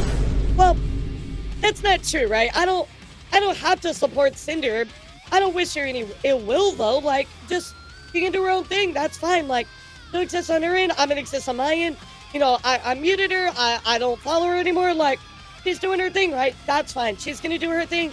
I'm gonna do mine. The big thing here, chat, the big takeaway from this is she always deserved a second chance through her actions, right? With enough time and enough proper actions taken, you can always get a second chance. But in the way that she did this, it was not it. This was not the way to do it. She will continue. People do that. It's really sad, me some. People will continue to support her. It's already evident, right? She will continue to be extremely successful. She will make tons of money, right? She is going to continue to go on and be successful. I think that often in the VTuber community, we call out morality as being important, which morality is important, right, chat? And I think sometimes there's a little bit too much emphasis put on it. But I think in this case, this is a true case of morality being very important to what you're going to support, right? And in this case, you can support her if you want to, If you want to support her or not, that's totally fine. She's going to be successful. You're not going to be able to stop that, But I encourage you, if you don't want to support her, go do your own thing. If you want to support her, do your thing, nobody's here to stop you. I just think my biggest takeaway is when you fuck up, right? When you make a mistake, you were supposed to apologize for it and improve yourself, right? As a human being, as a normal person, right? That is what we're looking for, right? You grow, you get that second chance, right? I don't think that, sadly, she ever got to that point. I don't think that she has learned how to properly manage herself. I don't think that she's dealt with her insecurity issues. And I really do feel like that, unfortunately, she's still just extremely immature. And I do hope that she learns from her mistakes. And I do hope that everybody that does support her will continue to be able to support her and nothing goes wrong, right? I really hope that she doesn't let them down again. Because as things stand, my faith in her is literally like negative 5,000. You know what I mean? Like, it's just not good. So, but I'm going to respectfully give you this opinion because, again, chat, whatever you feel like you want to do, just do it. You know what I mean? Yeah, whatever you feel like is best, you do that, right? I feel like reading the document, the direction is clear, but if you feel otherwise, that's totally fine. I'm not here to judge you about it. So I'll have a conversation and that's it. So anything else you guys want to add? I'm going to be real. I'm going to be very clear cut right now. I'm not going to really be discussing Sinder anymore after this. So if you have something you want to add, you can do that now. Whoever, right? If you want to have a talk about it, now is the time. But I do not want to see more people talking about Sinder coming in chat when we're talking about, I don't know, fucking like elves. Like, why are you talking about fucking Sinder? Like, I know, Uncanny, I know. I think there'll be more too, but nonetheless, you know, if you want to talk about it, let's do it now because I think that I'm ready to move on. I think you're all ready to move on. I mean, she's moved on. The Pyro Pups have moved on. You know, I think it's time until maybe more comes out. Yeah, I think she needs time. I really wish, like, as a person, right? Like, not even like VTuber, content creator, none of that. Just throw that aside. I really do wish that as a person, you would see her grow, right? Because you want to see people get that second chance. You want to see people come back and be like, oh my God, like, you did it. You know, you came from like the bottom and you proved us all wrong. We love those stories, right? Let's leave Sinder and the Pyro Pups alone. Let them do their thing, and hopefully no drama like this happens again. I mean, yeah, at this point, it's just like, just do your thing, you know? The only thing I wasn't actually stating, he came back as manager, just so we continue working with him. I think we'll be communicating with people.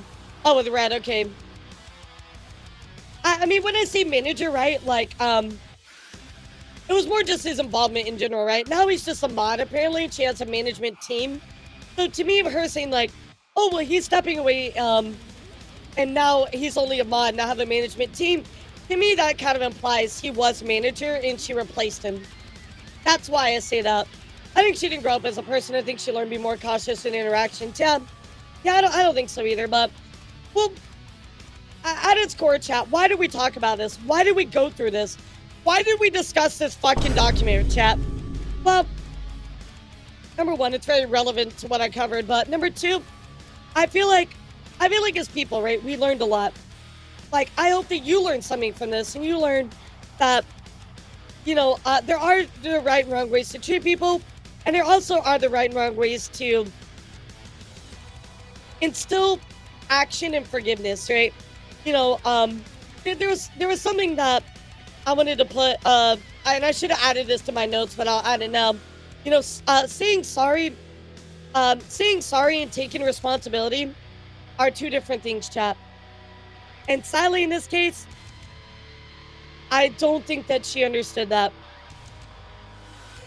Yep, exactly, Tuxedo. Exactly. Only the bad people can continue on as if nothing happened.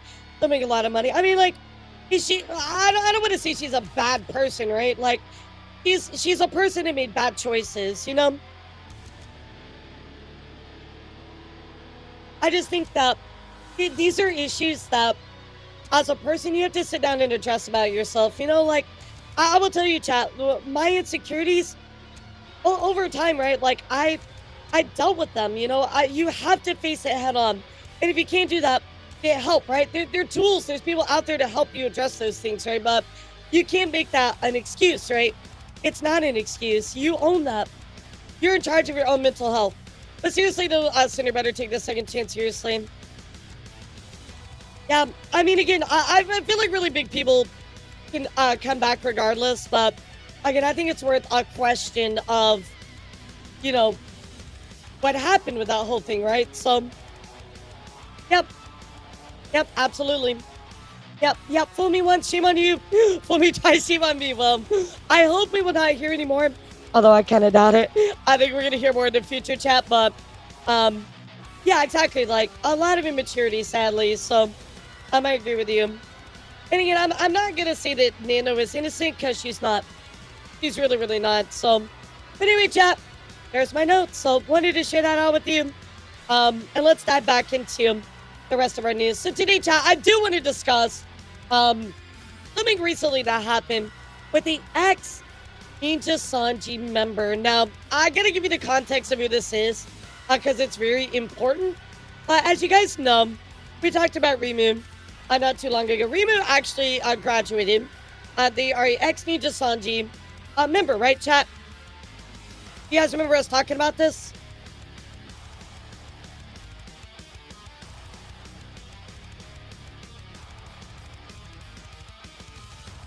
Yeah, let's not even talk about it 3 times. Well, this is Rimu, who was a former talent of Nijisanji, right? She did graduate. Well, she does have a new life now. This is her PL. And to know her new life is very, very important because we're going to be talking about what happened with some recent drama that just happened. So recently, guys, Bariloaf came out. Bariloaf is actually the... sorry, let me look at my notes. Bariloaf is Ike Evelyn's a mode artist, and allegedly, Mariefd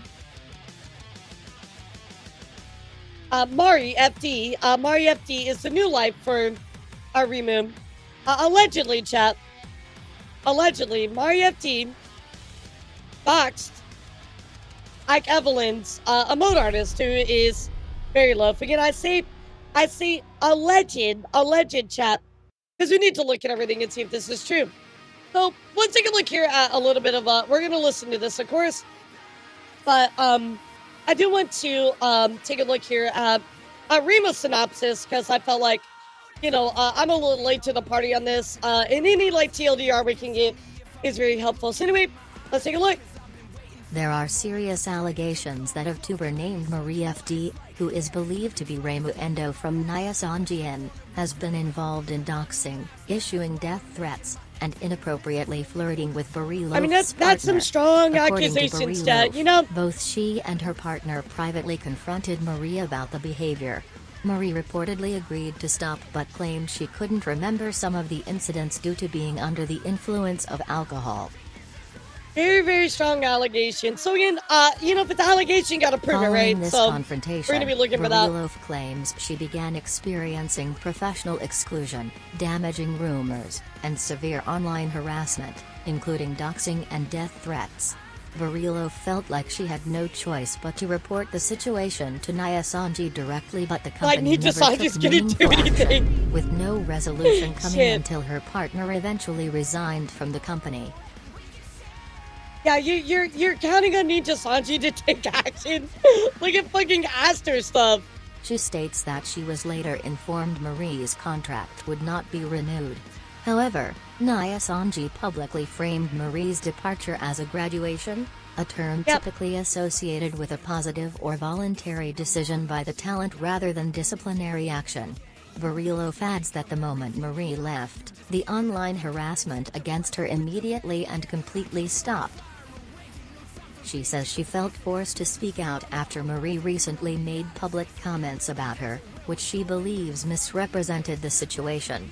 There's obviously a lot more to unpack regarding this situation. There are screenshots and evidence in her video, but I'll be discussing it in more detail live on stream in 30 minutes. Yo, yeah, no. We know Cinder's back. I mean, like, I feel like I started reporting on this a little bit before she came back. So, oh yeah, no, she's killing it. You know, like, yeah, she's killing it out there. She's like back at really high numbers. Like, no, we definitely all know she's back. Anyway, guys, let's listen here to Bariloaf about what they had to say about a former corporate VTuber doxed me. This is very serious allegation, so let's listen in. Hello, my name is Bari. Some of you may know me by my former name, Rin.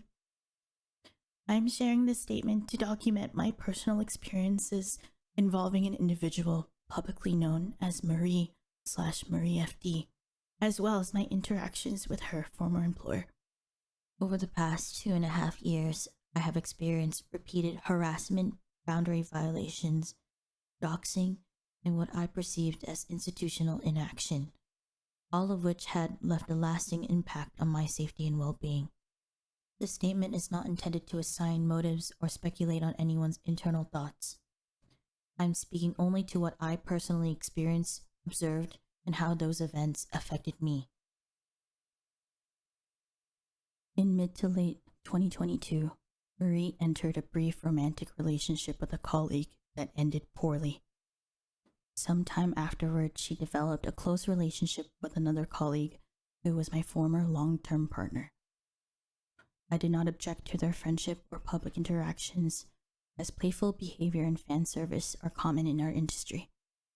However, at in-person events, I personally observed Marie engaging in physical behavior towards him that I perceived as flirtatious, including one incident where she threw herself onto him with enough force that they nearly fell off a chair. Multiple individuals were present during this incident. Additionally, So your long-term partner, she was being flirtatious towards him, right? Man, sometimes it'd be like feelings aren't something to be ashamed of, be it good or bad ones. Why didn't I end up having a crush on Blank? And said, man, then I remember you have a girlfriend. I'm like, wait, never mind, LMAO. So, all right, so allegedly she was flirting with Barry's longtime partner. I was informed that she had made a personal confession to him. I communicated my discomfort to Marie privately through Let me read this. Hi, thank you for adding me. I'm sorry if I caught you off guard or anything. And thank you again for today for joining the GC and talking things out. After we hung up the call, I remembered I forgot to ask you one last thing. I was focused on having the main point heard and got a little overwhelmed. A while ago, you first vented about Blank and said something along the lines to Blank. Wish I had a crush on you instead, but then I remembered you have a girlfriend. Is there a reason why you phrased it like that? You mentioned it in passing, you never really understood it. I thought it'd be best to look to ask you directly and pass along a message along like before. Like you said, you don't have anything towards him, which thank you again for telling me that if it helped ease my anxiety. I'm just asking for peace of mind and appreciate you reading all of this. Marie says, I'm going to be honest with you, I really don't remember saying that. If I did, I'm sorry, I really can assure you. Even if I didn't have you as a girlfriend. This is kind of like, this is already seeming a little high schooly to me.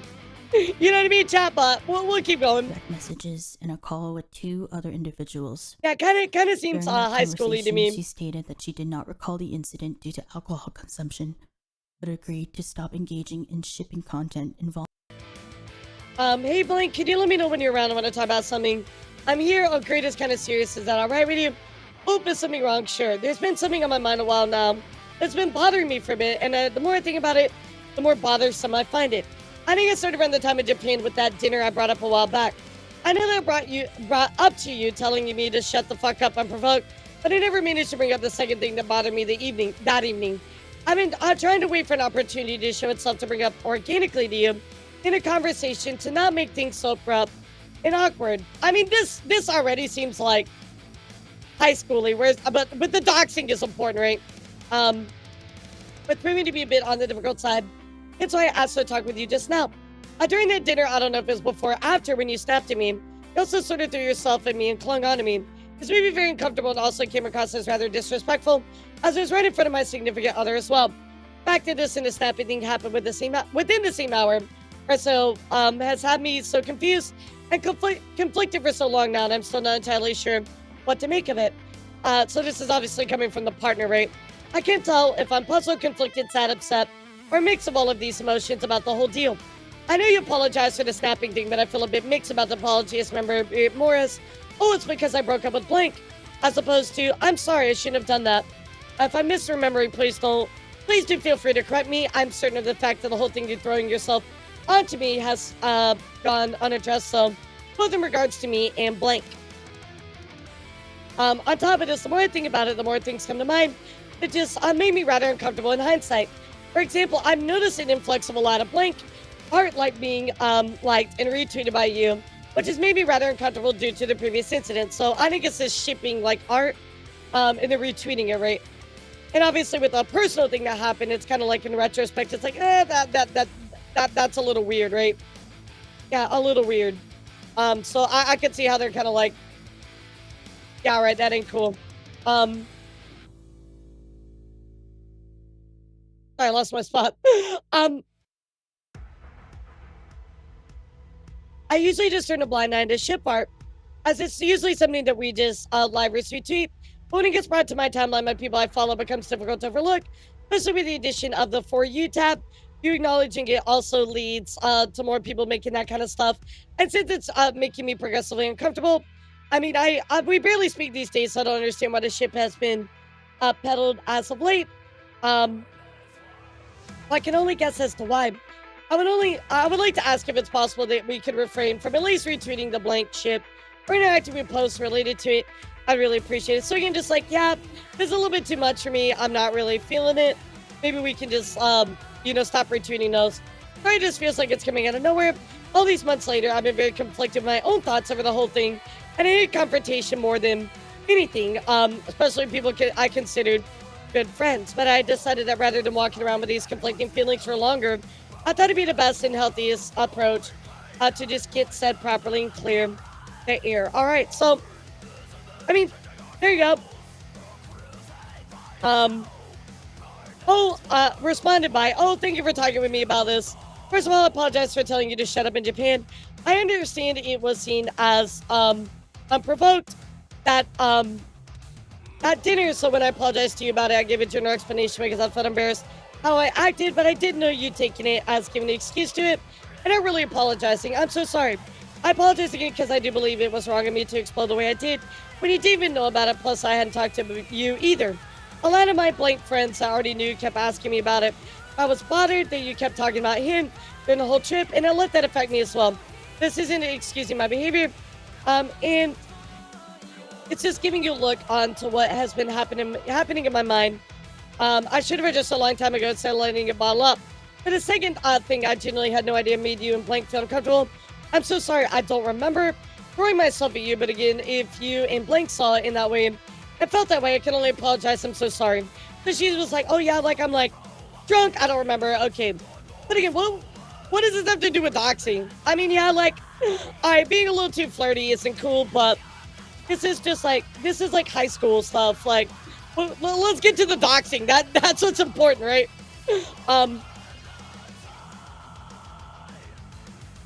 I'll be way more careful from now on.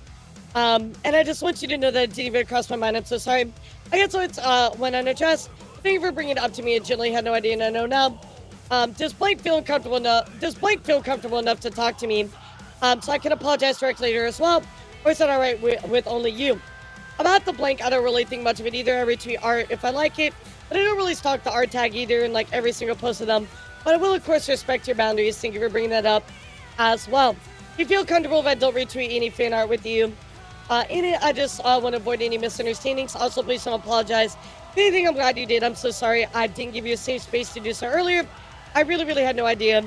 Now that I know it's much better. I mean, like this is just private stuff, you know? Why is this being outed? Him from May 1st, 2023 onward. At the time, I believed the matter hadn't been resolved. In the months that followed, being disrespectful to a partner though is messed up. Don't get me wrong, but if you're gonna meet the title like I was doxxed, like I'm looking for the doxing info, you know, chat. Well, what about you? Personally experienced exclusion from collaborative projects, negative statements and rumors about me within company and mutual networks, and finally, harassment, including the doxing of personal information and death threats. It became apparent. You guys know for a fucking fact that Nijisanji did not do shit about this. You know they didn't do shit. Directly settling boundaries with her was insufficient to prevent the disclosure of our personal information. Yeah, at least you went through it privately, you know. Marie's previous employer through the appropriate channels after my personal information was shared without my consent. It was communicated that following their internal review, the reported conduct was being addressed in accordance. Let me look here. Copyright infringement laws, infringement of portrait and publicity rights. I'm going to read the relevant one.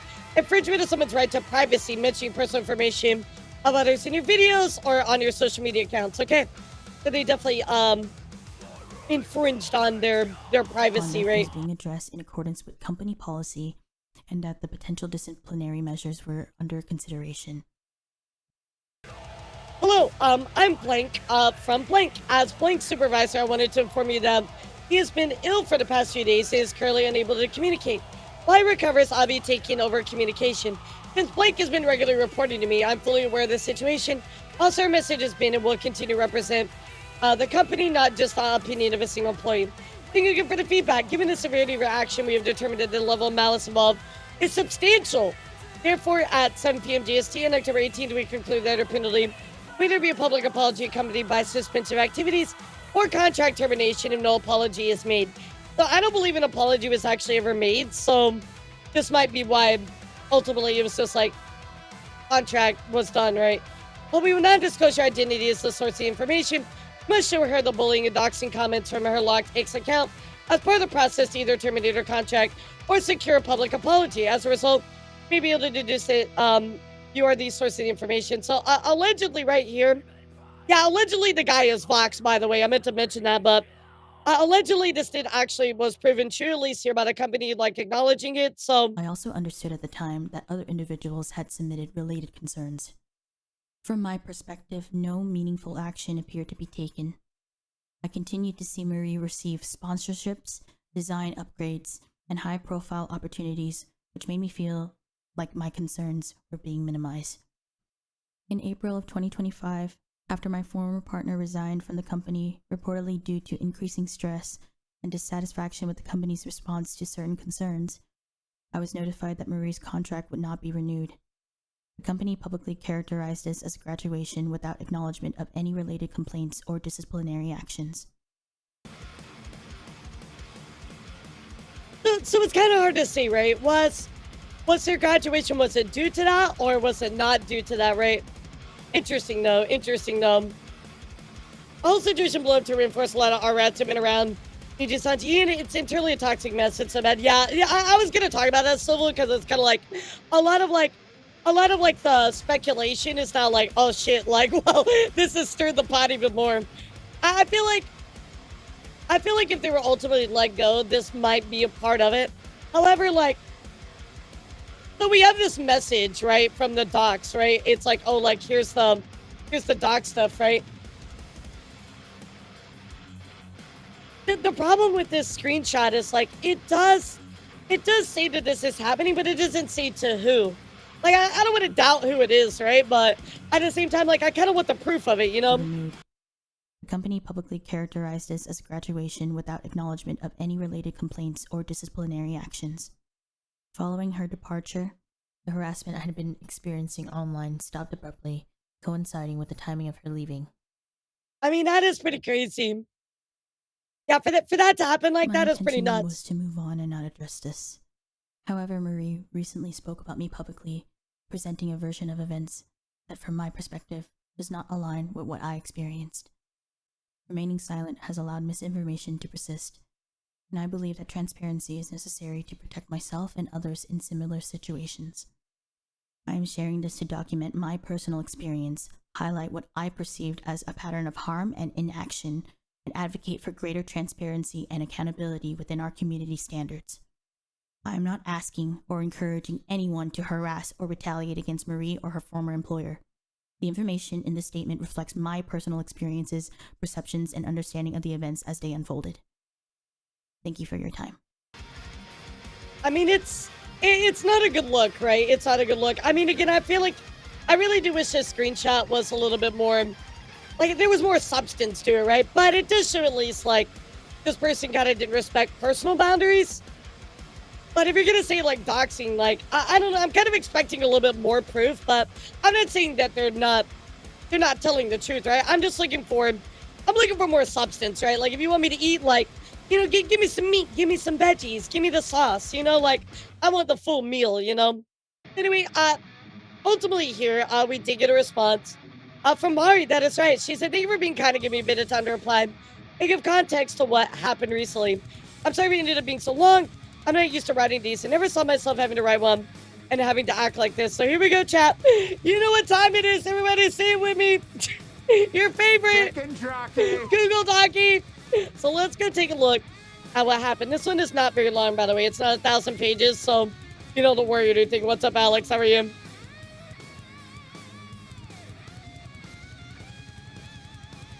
Are you seriously going to do this, bro? Oh, are you serious? Are you actually serious? Wait a second, hold on. Oh, no. No. Wait, okay, maybe notepad, hold on. Oh, no, I can't have elara read it. No. I hate when they do that. I hate when they do that so much. That makes me so mad. I hate that so much. I wonder if we can save it. Look at this graph. Let me see if I can save it. Nope. Nope. Well, GD's chat. Nope, it's on me. I'm gonna be reading this one. Here we go. Alright. Yeah, you are. Go to the other side of the screen. You get a break today. Hello everyone. I never thought I'd be having to write a document on any situation at all in my life, but due to a lot of misinformation being spread publicly and my name being used in those declarations, I have no other choice but to write this. I know how the community feels about documents, about airing private matters. This is the main reason as to why I didn't even want to write one of these from the start. I believe this situation was a private matter between individuals that had already been discussed and resolved in private. I mean, yes, but also the doxing part is kind of like, you know, that's really serious, right? However, in fairness to everybody involved, I believe it's important for my side of the story to be available as well, so that people can make a complete picture of what truly happened. Due to signed NDAs, I cannot share all screenshots of specific work-related details, but all relevant information has been provided to both my legal counsel in my previous workplace. I'll try to keep this document as short but clear as possible, because again, I know the community feels about documents. Apologies for any kind of grammar or spelling mistakes. English is not my first language. So in 2022, it was claimed that I entered a romantic relationship with an individual that ended poorly. I still know the relevance of my personal romantic life since it wasn't brought up in the rest of Bari's statement, and me having to clear this section out seems a bit out of pocket and unnecessary because I felt like it was, but I felt it was needed to address everything that was pointed out and painted about me as much as possible. Rumors about my personal relationships are inaccurate. None of my past relationships have ended poorly. I mean, what does it matter, you know? The few I've been in the past have ended with two adults mutually agreeing to stop dating and communication decreasing for obvious reasons. Again, why does it matter if they ended poor or not? Sometime after developing a close relationship with another colleague, who was my former long-term partner. From my understanding, I think Bari meant friendship and not relationship in this matter. I had been friends with her past partner for years before working under a corporation. I had been singing with him in different projects, like my friend's birthday celebration song collab, and world collaboration on other songs. So this kind of supports the, people think it was Vox. And these were released 9 years ago. I bring up these two collaborations up to show, from what my point, we started collaborating publicly. Even though we were not close friends, we had already taken some time before these collabs to, before these collabs happened due to my mutual friends who participated in those collabs as well. I no longer have access to my Skype for these conversations. You gotta be careful, goons, because I think they can turn them off now. It's weird.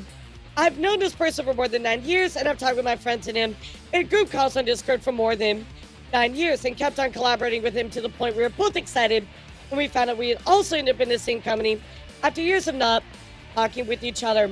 All of this to correct the timeline presented in the video. I had known, talked, and collaborated with this person years before Bari and him started a relationship, and years before I entered a romantic relationship with a person in 2022. Back in 2022, I was on a private overseas trip with some girlfriends so I could relax and work, which ended up aligning with a lot of other people's personal trips and work trips. Yeah, Skype is gone, so you literally cannot pull them. One of them was Bari and her boyfriend's trip.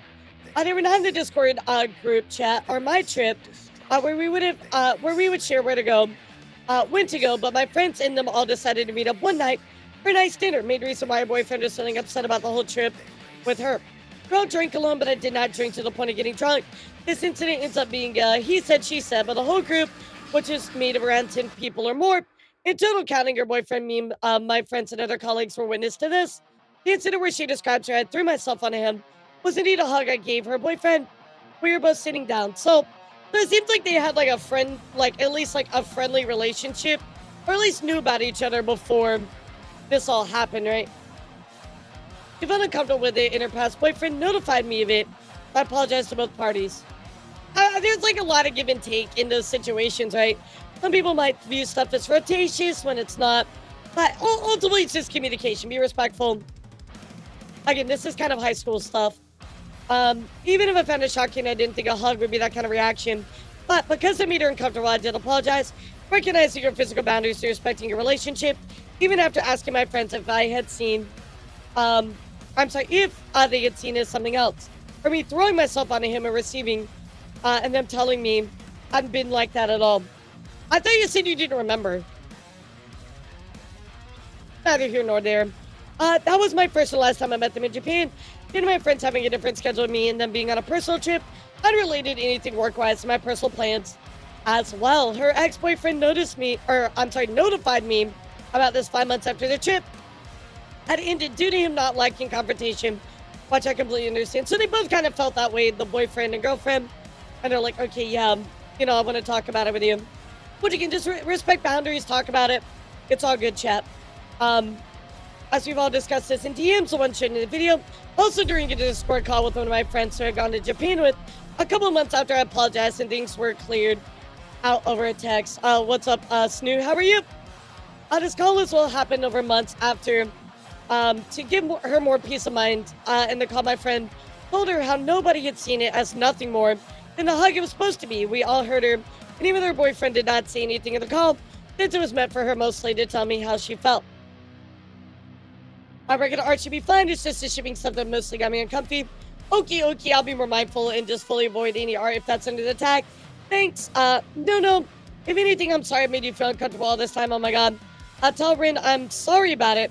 If I made her feel anxious or insulted, I have no weird intentions towards you. Would it be okay with me asking Rin if she would like to speak with you? Sure, regarding the matter at hand, alright. Thanks again, Blank, really appreciate you talking to me about this. I think it's sorry for springing it on you so suddenly, especially late at night like this. And I don't apologize for it at all. Thank you for bringing up Blank. I'm sorry, I'll be more mindful. I'm so sorry I hurt you. Even if we were not speaking recently, honestly, with all my friends, LMAO, I'm really mad at myself for having made you feel like this. Not only in Japan, but also you overthinking the matter to bring it up to me. Thank you for understanding again. I feel a lot better having got it said and hearing your perspective. It really put my mind at ease regarding it all. So, like, if that doxing is true, as we saw in that part, right, chat, and Nijisanji kind of withheld that again is problematic. Like, Nijisanji withholding the actual reasons why people are getting let go. They're trying to lessen the blow. We already knew this was a thing. Yeah, we already knew this was a thing, but like, it's just kind of confirmation of that, right? So I can see why a lot of like people are saying like the R-rats are like, like twiddling their thumbs and their fingers together. They're like, oh yeah, here we go. Rin actually hit me up today because she wanted to talk to me about the whole Blank and you thing, which is really unexpected. I think this is Vox, just because it's very short. And I think there's a lot of miscommunication between you guys. I'm thinking if you two are comfortable with it, do you guys want to talk it out in a call? At least they're talking about it, right? That's a good thing. What's up, Aqua? And I could be their emotional support sort of thing. But also, she's going to Blank and ask him if he's comfortable with that, too. Sure, been offering that from the start, but it never happened. Because she said exactly what's the main thing bothering her. I guess she feels scared to talk to you about one, maybe. I see. Honestly, it's like a mix of things. Yeah, whatever she's comfortable with, really. Okay, for now, don't mention anything to Blank because she's going to talk to him about it, I guess. I'm trying to understand, because it's in my head, it's one thing, because I barely talk to Blank right now. And I don't do many collabs or meet up with him, but I want her to tell me, LMAO, that's the point. In the call, she told me your boundaries, which I fully respected. After that, she thanked me for it. Not talk with him one-on-one. She made it, he said it made her uncomfortable to even hurt her when she knew us in a group call and with multiple people. She told me to stop at the shipping art. We were both routine make her uncomfortable, so we both stopped. Okay. Even after the call, she kept on DMing me, asking me why I was talking with him publicly on Twitter. Okay, that's a little much. Do you have screenshots of that? Yeah, that's a tiny bit overprotective. I'm not gonna front. I'm not gonna lie to you about that, but maybe there's more to it. At least that's what I'm kind of sensing right now, chat. How about you? Why he was answering to my tweets but not replying to her DMs. Why we were friends, if we were truly friends or something else. Why we were having group calls with our colleagues. Yeah, that's too much. Why we were collabing on stream. All based on his attitude with her and him replying to my tweets. Every time she'd come to me with these questions, I'd reassure her, ask her how she felt, let her vent, make her, so I thought feel comfortable once again, asking her to fully communicate to her partner. I mean, like, why is she being like the on the receiving end of all this all the time? You know what I mean? Like, don't get me wrong. Like, I know that it seemed uncomfortable, but like, chat, is this not a bit much? I'm not including any screenshots from many of her friends that had more context regarding her attitude as she requested, and also due to the fact that many of those Discord groups remained back in 2019, 2020, and no longer exist. To respect the relationship as much as I can, I only disclose one of the many problems that she had. She told me she had told to me how the relationship had started, the baggage that it carried, and what she got her boyfriend's history with the relationships that made her even more secure with all this matter. Yeah. Blake pretty much fed the words from my breakup, and he didn't even wait a day to tell me he had feelings for me. I was dating that guy for 3 years, and never once did he want to talk about the future. We lived together in 2 different apartments, and not once did he think about the idea of settling down ever. If we had to talk about it, we will calmly, let's face it when the time comes, or I'm an adult, make my own goddamn life, and blank. If I end up moving, things go south, that was my decision too. Oh shoot, oh man, it's either too fast or your case, Jesus fuck. He vented to me about the many problems she had and her feelings in that time. I opened up to her as well.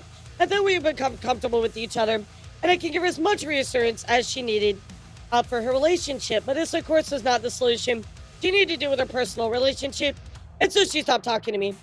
Due to how volatile she seemed to be regarding her presence, my presence, no matter what I did, what I did not do, what I did tell her, or our mutual friends would tell her, or her ex-boyfriend would tell her, I decided to cut my interactions with my friends, her ex-boyfriend, completely. So yeah, it seems like Bari was a bit much.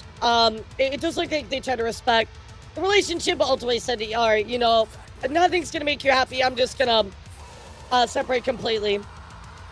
But again, this is all personal. What does this have to do with Doxxing? I was stressed and mostly tired, and I decided to leave them be so they could deal with their relationship problems by themselves without having me as a stress factor as well. Last conversation I had with them was on April 27th of 2024, where we talked about canceling several duet songs we had to give me peace of mind and make his girlfriend comfortable. Girl, no, don't worry about that. Don't worry. Thank you for reassuring me. No problem, girlie. If you ever need anything else, I'm here too, okay? Bari says, sweet cinnamon angel, baby, I understand. And to you, thank you for answering my questions and respecting boundaries for months now. Really appreciate it. Bari says, of course, thank you for telling me about them. Bari says, hi, Mari. Thank you for adding me. I'm sorry if I caught you off guard or anything. And thank you for, again, for today for joining the DC and talking it up. After we hung up the call, I remember I forgot to ask you about one thing I wasn't focused on. Having the main point heard. Oh, this is one we already saw. Talking about, like, I'm going to be honest with you, I didn't know. I wouldn't really do anything new because I can tell you 100% wholeheartedly, from the years I talked to them and knew about him, I haven't been attracted to him in the slightest. Bari says, Mari says, maybe what my mind thought was. Bari says, I'm humbled. Bari says, you're a good guy. Bari says, ha ha ha. At that point, he was ignoring me too. I won't get too much into, I guess, seeing your tweet and him avoiding, I don't know, makes me feel sad. Bari says, oh, I'm so sorry. Well, to give you some insight from my site, he accidentally got him to hang out, me and Blank, where they're setting up for the stream. We talked for literally 5 minutes, LMAO, before we streamed, and I was typing all over the place on my waiting room. When we started streaming, I think he joined the call for like 1 minute to make fun of it, then left. They make it seem like we hanged out for hours before, but you know what I usually do, or usually did when it hit me first, I generally just ask for reassurance from Blank. Not like directly ask him to like hang out, like plan a date. And then we'd spend a lot of hours together after that calmed down. Does that normally work for you? Mari says, I think because, I can ask that this stays between us. Mari says, yeah, of course. Mari says, I'm not taking you away from anything, right?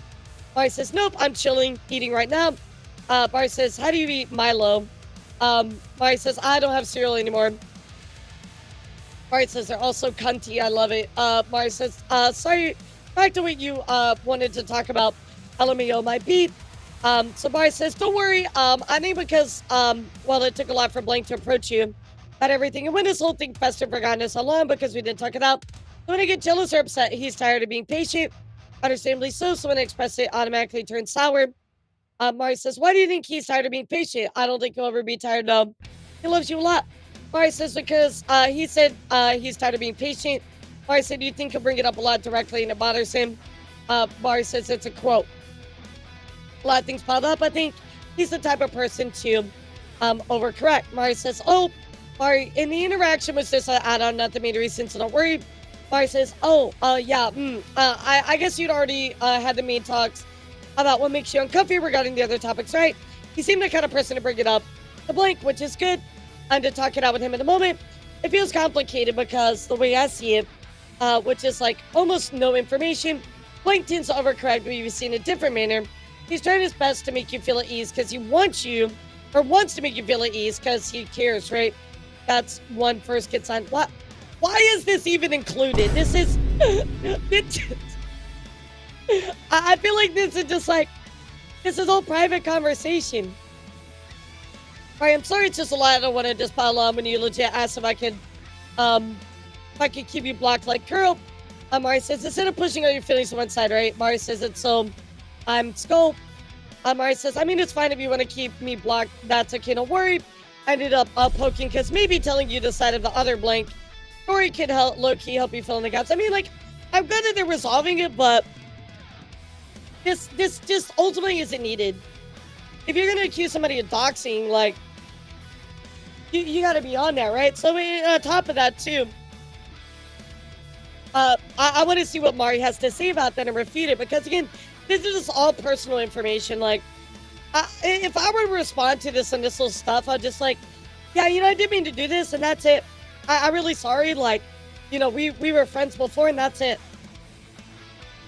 Just including all this is kind of like unnecessary, in my opinion, right? I mean, I really like the sauce, the juice, right? I want the information. I feel like now that I've read through Sinder's document, I'm a lot less patient about that. I'm like, just give me the information, you know? Another document is stuff that ultimately is like not that important.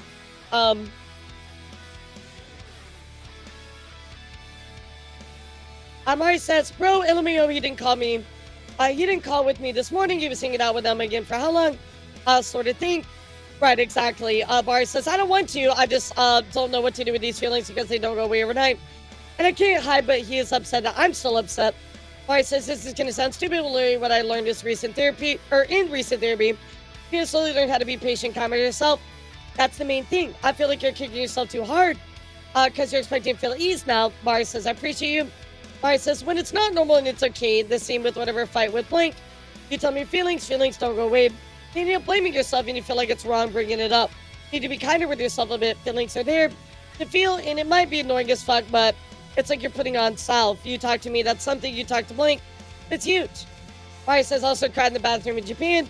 Mari says, let's go. Mari says, not because of you, don't worry. Mari says, I'm so sorry, oh God. Mari says, no, it's just meeting a lot of Blank's friends. You're so lucky to have them a lot. Mari says, oh, Mari says, and I am. Mari says, I'm sorry, I didn't think I did that comment, yeah. Mari says, but it makes me question what I bring to the table. No, it's natural, everyone did. Okay. So again, conversations like these, I apologize for me this document so long, would happen again and again with the same pattern. She would show me a tweet where I was wishing her ex-partner good luck with work, and she asked me why he wasn't answering to her, but he was replying to my tweet. Bruh. What is with all this insecurity, dude? Thank you for the follows, by the way, Zachary and Shayura. Thank you so much, guys. I appreciate you. Welcome in. We are actually talking about the whole thing going on here with Mariefd, and of course, going on with Bariloaf. So we're just reading through Mari's document right now. I'm in a stretch after we finish the document. After a while, things just start feeling overwhelming, so I reach out to my friends for advice. That's when I learned this kind of situation happened before. She apparently had a tendency to fixate on somebody when she was feeling insecure, and that led to some more issues in her past relationships. Okay, asked my work friends about her, since he helped me set up the call with her, and they'd been friends with her for years before that. And they had all said the same thing. She seemed to always have these kind of problems in her previous relationships. And had taken distance from her since they got as emotionally tired as they did at the end of all these things. So again, this person is insecure, going to other people, etc., etc. So what situation to describe, which was the last job in the glass was, her boyfriend had tweeted he didn't want to stream that day. I replied with a simple stream on public. I should have tweeted my conversation shown before with his friend, asking him I didn't know what else to do with her because she was trying to argue to me about a small interaction. I think his reply, "You dummy," sounded flirty towards me, and she wanted to reassure me I was not flirting back. I mean, like, again, like, if you're gonna see somebody dox me, why are you including all this stuff about flirting? Like, that's a separate thing. That's just a personal gripe. And you guys seem to resolve it. And now this sounds like extreme too. And they were hanging out on her birthday in a spa. When she saw the tweet, she started crying for hours and hours, no matter how much our mutual girlfriends would try to calm her down about that simple two-tweet interaction. That's, girl, that's too much. Girlie, that's too much.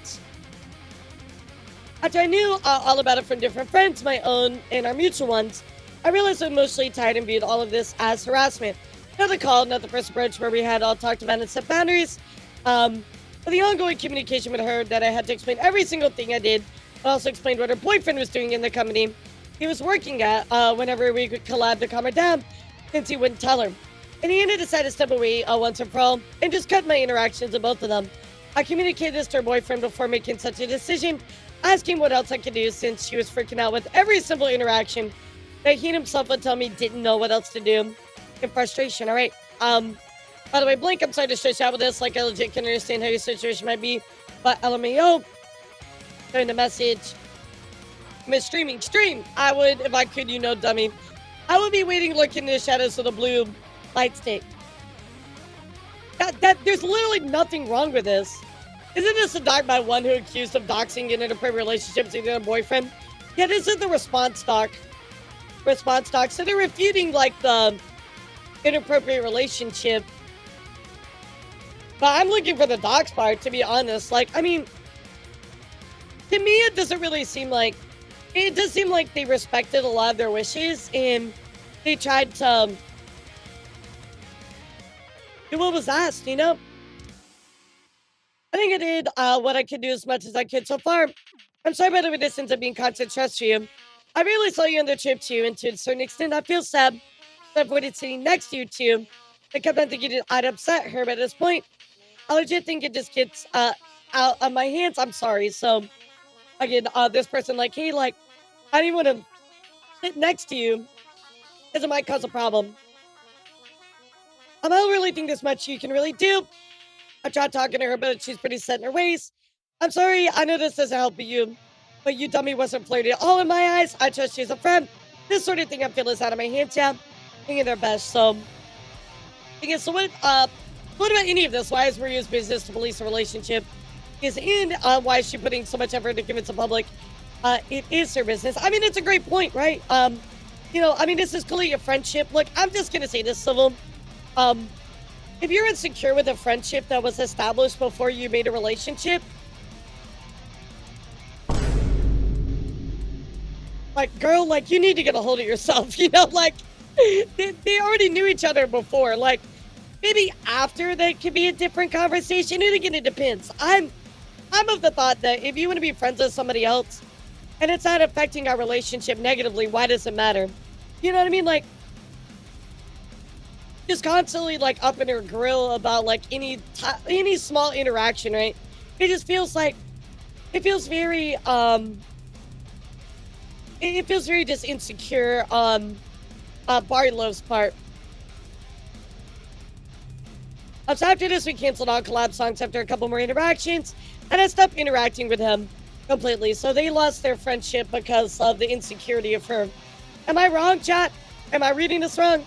The only person that knew about this incident in great detail and who were in our content creators are through mutual friends, me, her, and her boyfriend, and none of us ever rejected collab plans or told people to start collabing with her, which might have ended with her being talked about in different networks. Doxing. For some reason, all right, here we go. For some reason, it's heavily implied in the video that I doxed her and shared private information. While I was venting to my friends privately out of stress, I made a single post on a locked personal account, now inactive, was created back in 2016 when I was a minor and had just started singing online.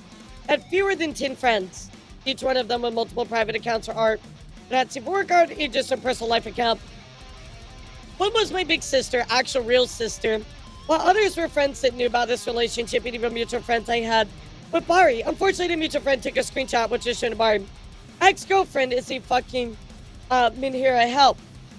That was it. No one. Wait, that's it? Wait. So it's not this?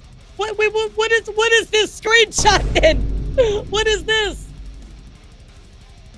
I am so confused about the doxing. That was it. No other information of hers was revealed to any of her friends. My previous working place for the outside world. And any said tweet had actually been deleted along with several tweets I'd make regarding my real family between 2016 and 2020. Due to my private locked account being used for personal matters, sometimes not related to my content creation side, and also just out of the outgrowing its situation and thinking there was no need to use such accounts anymore. I'm really confused. I have no knowledge of people close to me sending her death threats. I never did. The situation was never made public. What shocks me to find out she was receiving any death threats at all. If any of the friends did, I'd like to believe none of them did. I would like to know the exact origin so I can stop associating with them. After suffering from death threats myself, I do not condone this at all and refuse to associate with somebody who would do it all out of this situation. Moving on to the NDA territory, company matters. While I can't disclose such thing as meeting with whom, how often, what I was told, I can summarize this situation like this. A company general NDA only gives me freedom to retell my feelings through a process but not disclose such process. I followed internal procedures to report a situation I experienced as harassment. All relevant information was reviewed at the time. I received an apology and the matter was resolved privately. So maybe this is just a separate instance? I don't know. I feel like we just need more. I'm be real. I'm sorry, but I think we just need more for that, right? Yeah, I don't know yet. 6. Out of respect for confidentiality, I can't share materials or identify anyone involved. But the appropriate departments were informed that the issue was closed. They've also been informed today about this due to recent inaccuracies in public statements. All right. My decision to leave graduate was not related to this incident. I've been considering graduating since early 2025, largely due to creative direction stress. I wanted to pursue different goals. I discussed these feelings repeatedly with the corresponding staff, plus making it quite obvious to everyone who watched my streams for quite a while. This is communicated later on as a difference in direction, which is the standard corporate phrasing used for such announcements. Okay, so they're saying that this didn't tie into this message. By early January 2025, I'd already started officially communicating my feelings inside of the company. Honestly, this has been happening almost throughout the entirety of 2024, and I decided the current contract term would be my last since I spent the remaining period to plan and complete my graduation properly. As many people know, notice must be given months in advance before a contract automatically renews, which is exactly how this situation was handled. Other remained was to wait for the agreed date and complete the process publicly. Processes such as sponsorships, outfits, I've been planning months or even up to a year in advance long before my graduation decision. Therefore, it's not really fair to imply that these opportunities are some kind of reward or compensation for misconduct.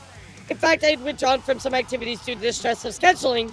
The final preparations plus these meetings I kept on having would stop mentioning my discomfort and wishes to leave. This is my last interaction with her. Years before I'd even taken the decision or graduated. Like she said, she blocked me and I decided to move on. I removed myself from this situation completely, so I didn't mind if she needed to block me as well. Thank you for being comfortable enough to share all this with me. By the way, says Bari. I know I did really start our interactions on a lighter note, so I want to say I really appreciate you offering the time, being understanding, and letting a door be open for communication. I'm really sorry my actions ever hurt you. Even if you had reasons, you're still a person with feelings.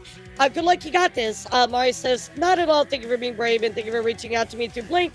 I know it was hard, but it meant a lot to me. Also, thank you for listening to my BS today. This seems like a good conversation, chat. Like, how is this problematic? It seems like they settled their feelings. Right, I thought Blink would be a lot more helpful than Blink in regards to conflict resolution in group settings, because she knows both of us platonically, and didn't even want you to feel like both of us, Blake and I, were ganging up on you, anything like that. She's a good egg. Bari says, yeah, don't worry, I don't mind, because if I come to you, why not the same, right? Plus men. Mood. This is why I'm gay. Bari says, such a mood. Thank you, really. Bari says, if I ever have any questions or anything, be sure to communicate. You really helped me out a lot with my doubts. Okay, now I gotta go. It was really nice talking to you. Bari says, I really appreciate the efforts you made so far in respect to my boundaries relationship back on 8/21, 2023. After trying to give it a chance online and IRL, I'm constantly hurt by the image of you. Your name, your interactions with my boyfriend, everything. If I have an issue, I will communicate that through Blake. I thought that adding you would help me heal, but it's doing more damage to you more. Just today, seeing your interactions with one another. Why are you so friendly with one another? Is there something you need to know about? Are you guys? Oh my god. Bro, this just screams insecurity. I swear, dude. I know, Kinder, you know I'm fucking with you, but this whole part. Why are you so friendly with each other? Is there something you need to know about? Are you guys close friends? Bro, you're not his universe. Why is he ignoring me to answer your messages when he's with me IRL? And you want to worry, I'm not going to any blank events in the future. And this is Mari testing on April 6th. I mean, dude, that is too much. Look, I understand your significant other is a big part of your relation, or your big part of your life, but so are your friends too. Like, taking everything as like an attack on you, or like undermining your relationship is just screams insecurity. I've been constantly harassed in the past for doing my online activities. I received death threats and have dealt with the stress of public scrutiny, what sadly happens when you're in the field of work. This field of work. Nevertheless, I have been in favor of it and have always spoken up when allowed to if I don't have an NDA against it, which is why I'm terrified that it's being implied that there's constant harassment, death threats being sent to Mari from 2022 since the incident happened and all up until 2025 when her graduation happened. I will say too, if you got these threats, like she says, it might be good to include them. I feel like there's just a lot of missing, like there's statements, but where's the proof behind it, you know? Which again, I want to believe this person, but give me a little bit to work with, you know? I haven't been in contact with her at all. Today I contacted my friends who were with her friends as well, and they confirmed that they haven't talked with her since 2023 as well as past friends who knew more about her past actions, and they as well haven't talked with her for over 3 years, mainly due to the discomfort and fear. And none of my current friends have any kind of communication, nor can they talk about the matter due to strong NDA, which you might have figured out. Again, I have no knowledge or of any parts, any death threats, or harassing any party, Bari or me over this incident, but despite my differences with Bari and how this matter was closed, I will stand with her against any kind of bullying, death threats, and stupid harassment.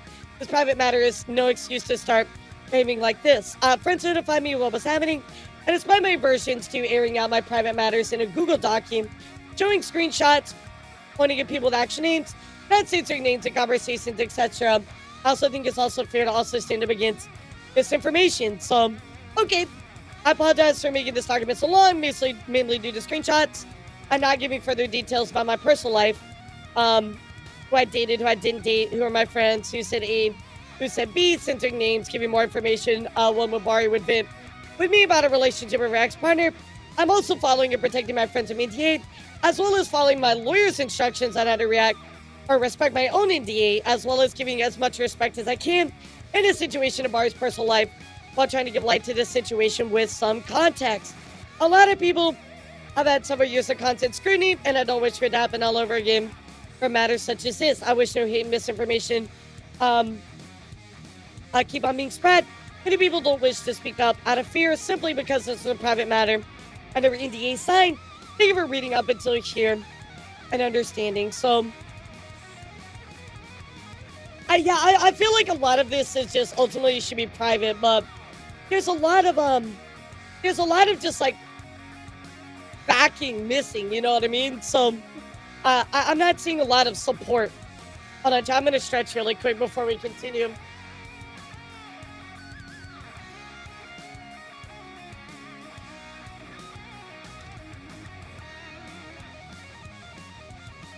It kind of just feels like there's a lot it's mostly been coming up about their relationships and less so about the doxing, because like that screenshot is problematic, but then they're like, oh yeah, but also like, you know,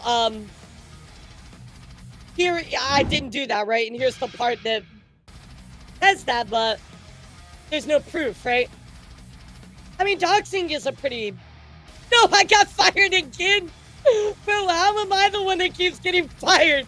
That's the second time I've got fired. That's crazy. I mean, doxing is pretty bad. A six-pack. That is crazy. You're gonna follow your turn the next knock. It's a doozy. Aw, shit. Yeah, it's just like, there's a lot of statements but no support. You know what I mean? Like, that's what I'm looking for. So, what's up, Mythics? Mythics, thank you for following. I'm just stretching right now. How are you? I mean, it takes an active user and bans them. It doesn't ban them, it just says you are banned. Okay, so Bari actually deleted this response, so that's what I'm bringing up here, but I messed up. I recognize that my initial response was reactive, and I apologize for that. I'm deeply hurt and overwhelmed. Thank you for being patient with me. They're important concerns, and I want to take the time to respond for them thoughtfully and respectfully. I mean, like, I get that you're, like, hurt by it and everything, but at the same time, it's like, you gotta understand that, like, it does seem like a lot of your responses initially is rooted in a lot of insecurity, which is 2 years ago, right? So ultimately, you know, we do have Mari's response to this. We have Bari deleted an apology tweet and a Google document, which you are going to look at. And the deleted doc follow-up, she believes that Mari was responsible for doxing harassment, with only proof being an anonymous 4chan user, which again, we're going to look at that here in a sec. But this person goes on to say, please stop deleting your follow-up tweets. This is like you're playing games of responding, then taking it back, then you don't get the reaction you want. This is kind of manipulative, especially because a lot of people won't receive responses. Only a lucky few will. So, again, they posted this Google Docu, and then they took it down. Thank you for bringing up our DMs. A fan who was merely supporting your ex's endeavors was unnecessarily drawn into your personal matters, all while using your company account. So, they're posting this stuff, keep deleting it, you know, like, it's just like, it's, if you're gonna make a post, like, make a post. You know what I mean? Like, just stop deleting it. We're trying to get everything, right? So, luckily, I think it was Daniel. Daniel actually made or there was a ghost archive of everything, right? So, kind of bringing up this as well. So, if you want that, we do have that as well. But, ultimately, chat, Bariloaf actually deleted, a document, right? They made a response document, and it was deleted. So we are gonna look at that. Take a look here. Yep, that's right. Yeah, it is. It's just a mess. Hopefully Elara can read this one. We'll see. Yeah, Elara, I gotta put you to work. Yeah, this ultimately got deleted, by the way, chat. So this is like a copy of the one that was posted. So this one's not very long, by the way. So this is Bari's response to everything, chat. This is their proof that they were doxxed, etc. So let's take a look. Post cereal, hell yeah. Content, but for the love of God, move on. Look, I gotta tell you, I gotta get to the bottom of this, dude. I want to know if this actually was doxing or not. You know, I gotta read all this for myself. I am providing this response to Marie's comments. This experience has been both challenging and emotionally taxing. I also want to apologize to anyone who's been hurt by any of this. It's not fair that these situations are being revisited. I sincerely appreciate everyone for their time. I know how the community feels about documents and about kind of airing brought up the private matters, you know? This is the main reason as to why I didn't even want to write one from the start. It didn't really need to be included, I'll be honest. This situation was a private matter between individuals that had already been discussed and resolved in private. Right, so like what? Why didn't you just talk about the doxing part instead of the relationship part, you know? Doc at the behest of my friend before because I used to overshare, and my friend said I was revealing way too much unnecessary info. I mean, taking down a Google Doc is fine, but like deleting like tweets and then taking this down too, it's like, it doesn't, if you're trying to like send a message, like send the message, right? Thank you for Here, let's sharing your continue. perspective. I do want to clarify that this issue was initially raised publicly by you, which is why it became known to others in the community. My experience was used for content. I was sent this VOD. Anyway, chat, let's go take a look here because in this VOD, actually, I think I have a better clip of this. Let me go find it. Hold on. Yeah, I have a better clip of this actually. You like my background, chat? Yeah, you like my background? Yeah, let me go find this really quick, chat. I'll pull this stuff up for us. Because it all kind of starts with this clip, right?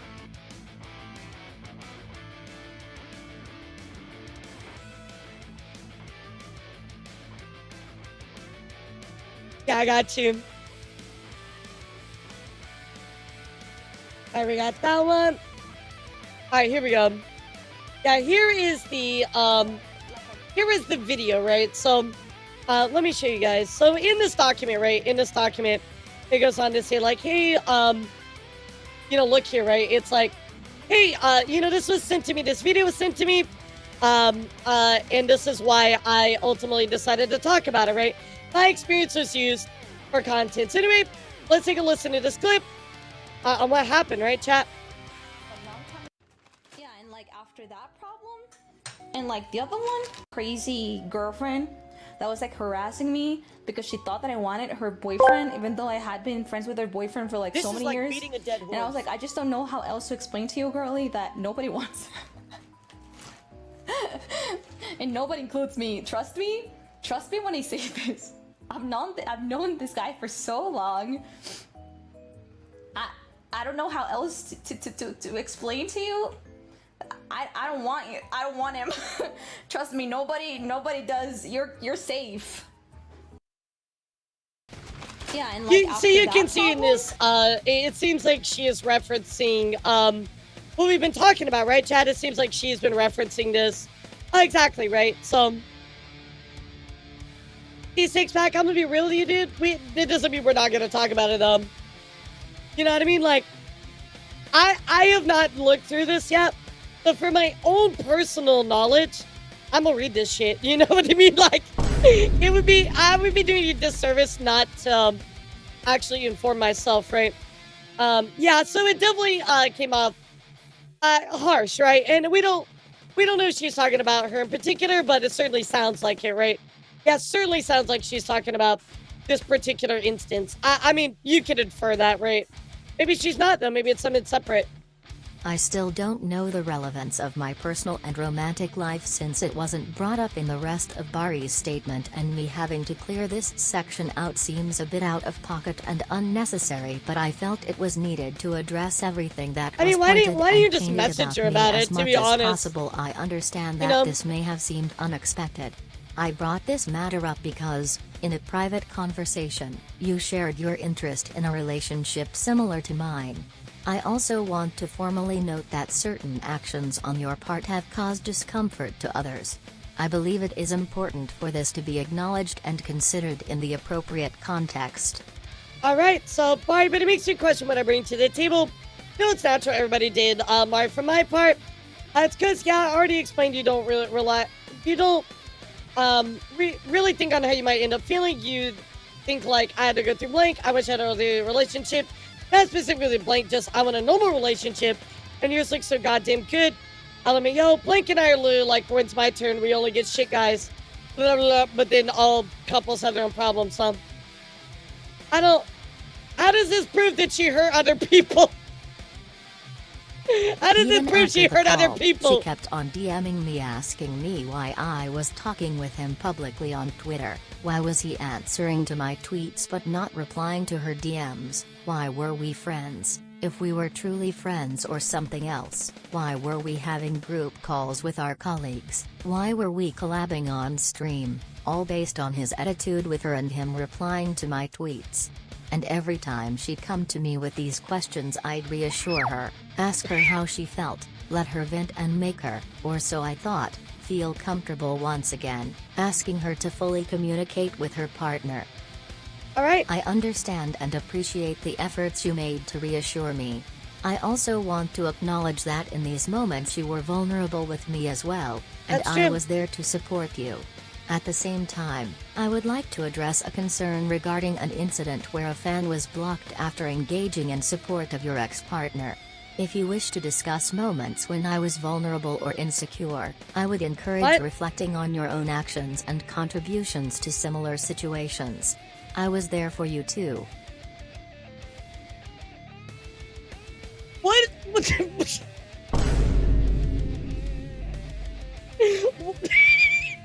I have a question too. Why didn't she just message her about this clip? You know what I mean? Like, why didn't she just message her and be like, yeah, you shouldn't have said that. That wasn't cool. Like, I'm just. Of course, you guys, if you talk to each other and you shared stuff, like, you're gonna have a back and forth about certain things. So, like, you have a pattern of insecurity about this specific thing, right? Like, if she had one moment, okay, but like, great, you guys talked. Like, I don't get why that was even included. So it gives you a fucks, LMAO, blank sheet. Bari says, LOL, she should. Bari says it's crazy, like she cosplays as blank, but then it's so obvious that she self-inserts her with blank in her fan art, right? I thought that was crazy, and it's your super horny super chat. Must see this through. Yep. Then I see your super horny super chats, and I'd see him use his thumbnails. And then I'd see him like her tweets only, then I'd see him replying only her. Bari says blank. Bari says, then I'd see him talking to her on his Discord. Okay, so clearly she had this problem with this other person, right? They're both insecure. What does this have to do? What does this have to do? Or maybe she just didn't like this person. What does this have to do with you getting fucking doxxed, right? Like that's what I'm here for. He also been found to bookmark the 4chan website along with several archive sites.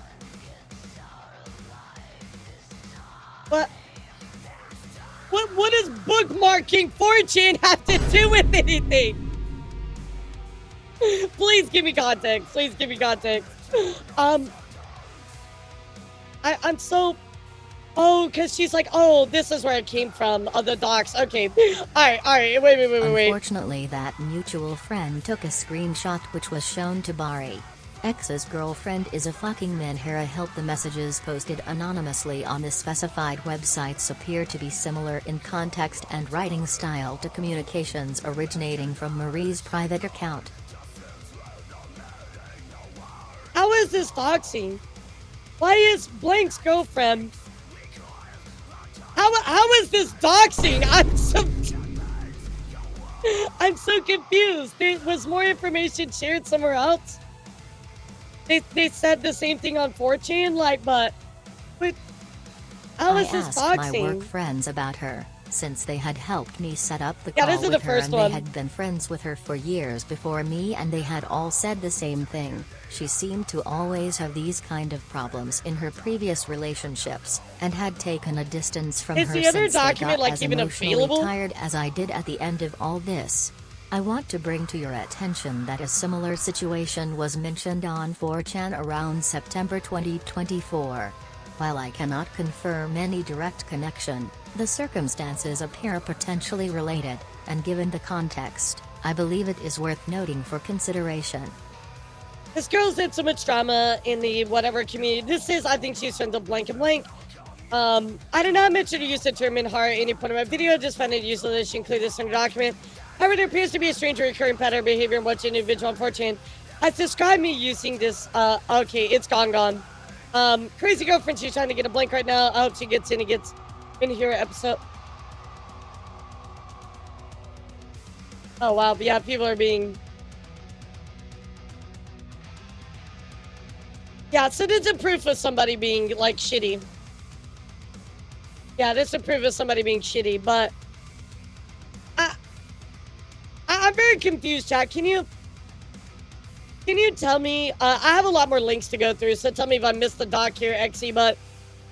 I'm very confused. Where is the doxing April 14th is my birthday. I agree that this kind of behavior is entirely unacceptable. If Marie was not involved, it's deeply unfortunate that someone may be acting maliciously to create conflict and cause genuine harm. Why wouldn't you look into it before you make a statement like that? I am speaking only for myself. You know? from my experience, my former partner also spoke to several trusted individuals about aspects of the treatment we experienced within our shared professional and social circles. And because it's out there, I loved and cared for this person deeply. If I could rewind my life just to meet them again for the first time, I would. Do you have a link to the second one? Yeah, I mean, I have a lot of links in my stuff to look at.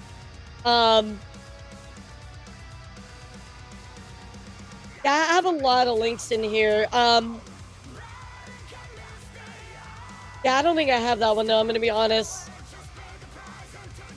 I want to make it clear that I do not support or condone any harmful or hateful remarks directed I'll show you what I toward got, and then we'll Marie or talk her about former the second employer. doc. What If you began got a link, as a let me know. private matter has regrettably escalated, and I hope we can now focus on moving toward closure and identifying the individual responsible for sharing this information.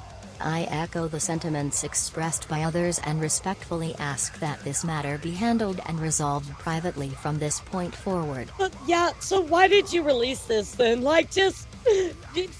I'm really questioning the whole point. Like, why not just... Why not just, like... I don't know, I'm so confused. I'm so confused, chap. This feels like something that could have been resolved privately, you know? Like, and the doxing, like... Is there proof? It doesn't feel that way. But anyway, chat, we gotta go look here at Not Twisty.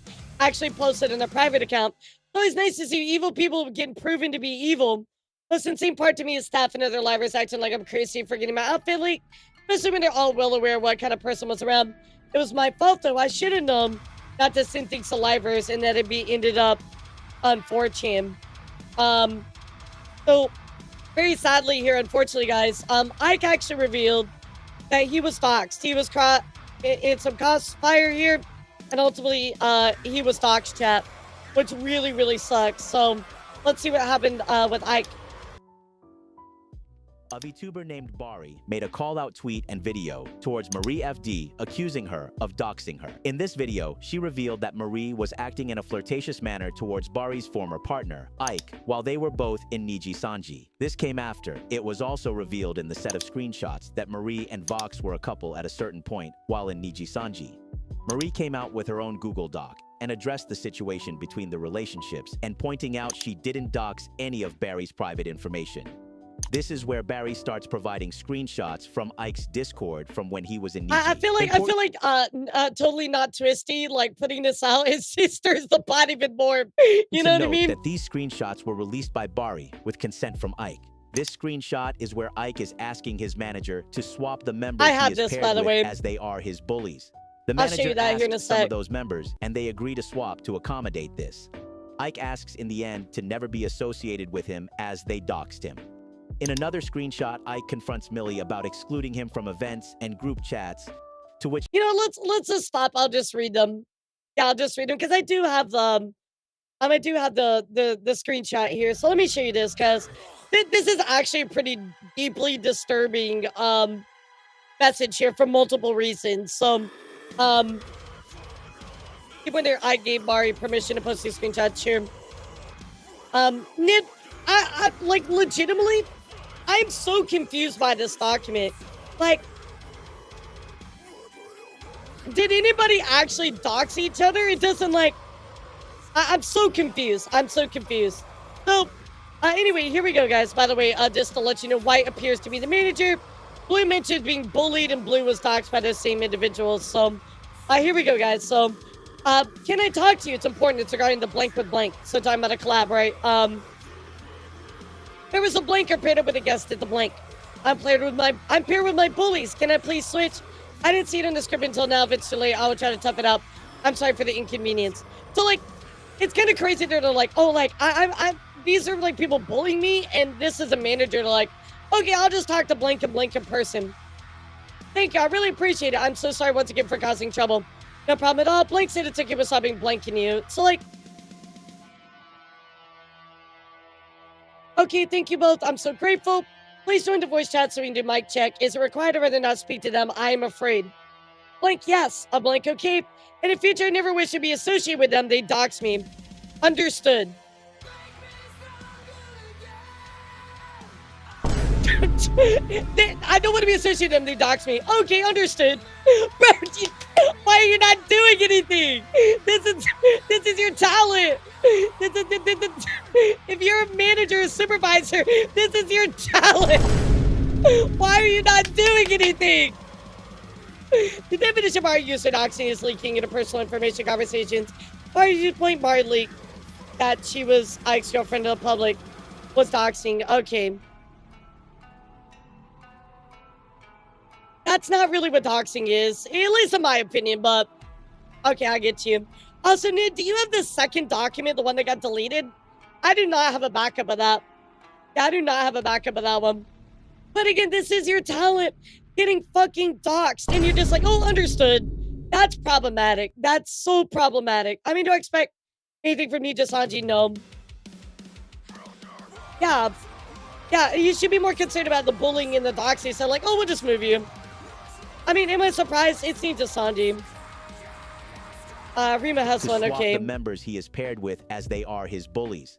The manager asked some of those Did she members, read it? and they agree to swap to accommodate this. Ike asks in the end to never be associated with him as they doxed him.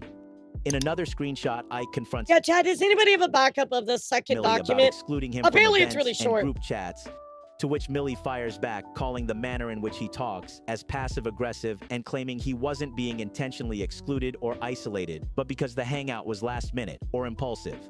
Ike says the reason for him not being invited kept changing from reasons such as, if Ike comes, he will bring Vox.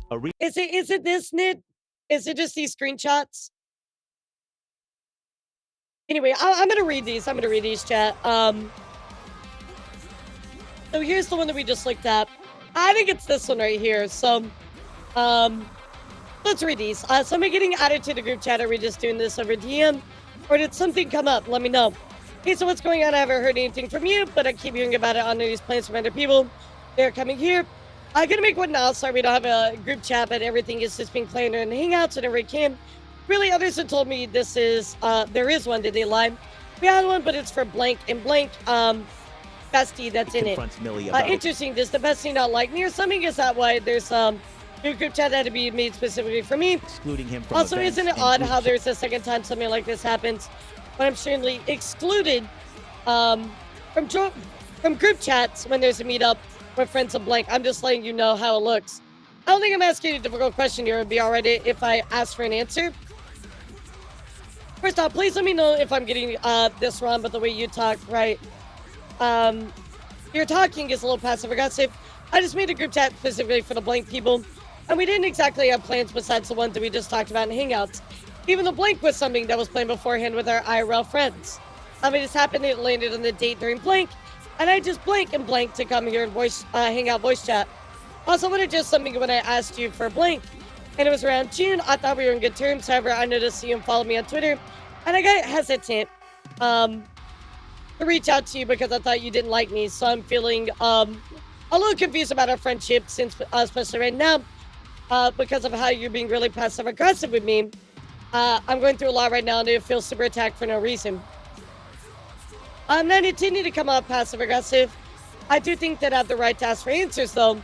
The second time you guys have planned things with blank and blank, and excluded me from it. The first time it's like, oh, it's just here for the peeps. What's in change to, if blank comes, I'm gonna bring blank. And now it's, oh, because blank's bestie is in it. And it became, oh, it's only for the blank. Why does the reason constantly keep changing? I think if you screenshots in the doc, I'll share a screenshot I took from Barry, news discussion.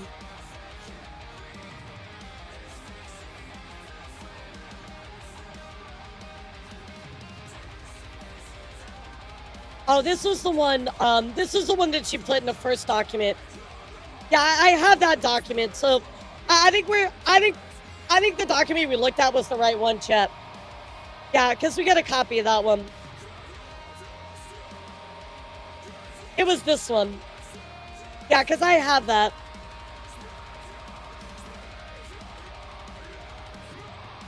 This one right here. Is there another one?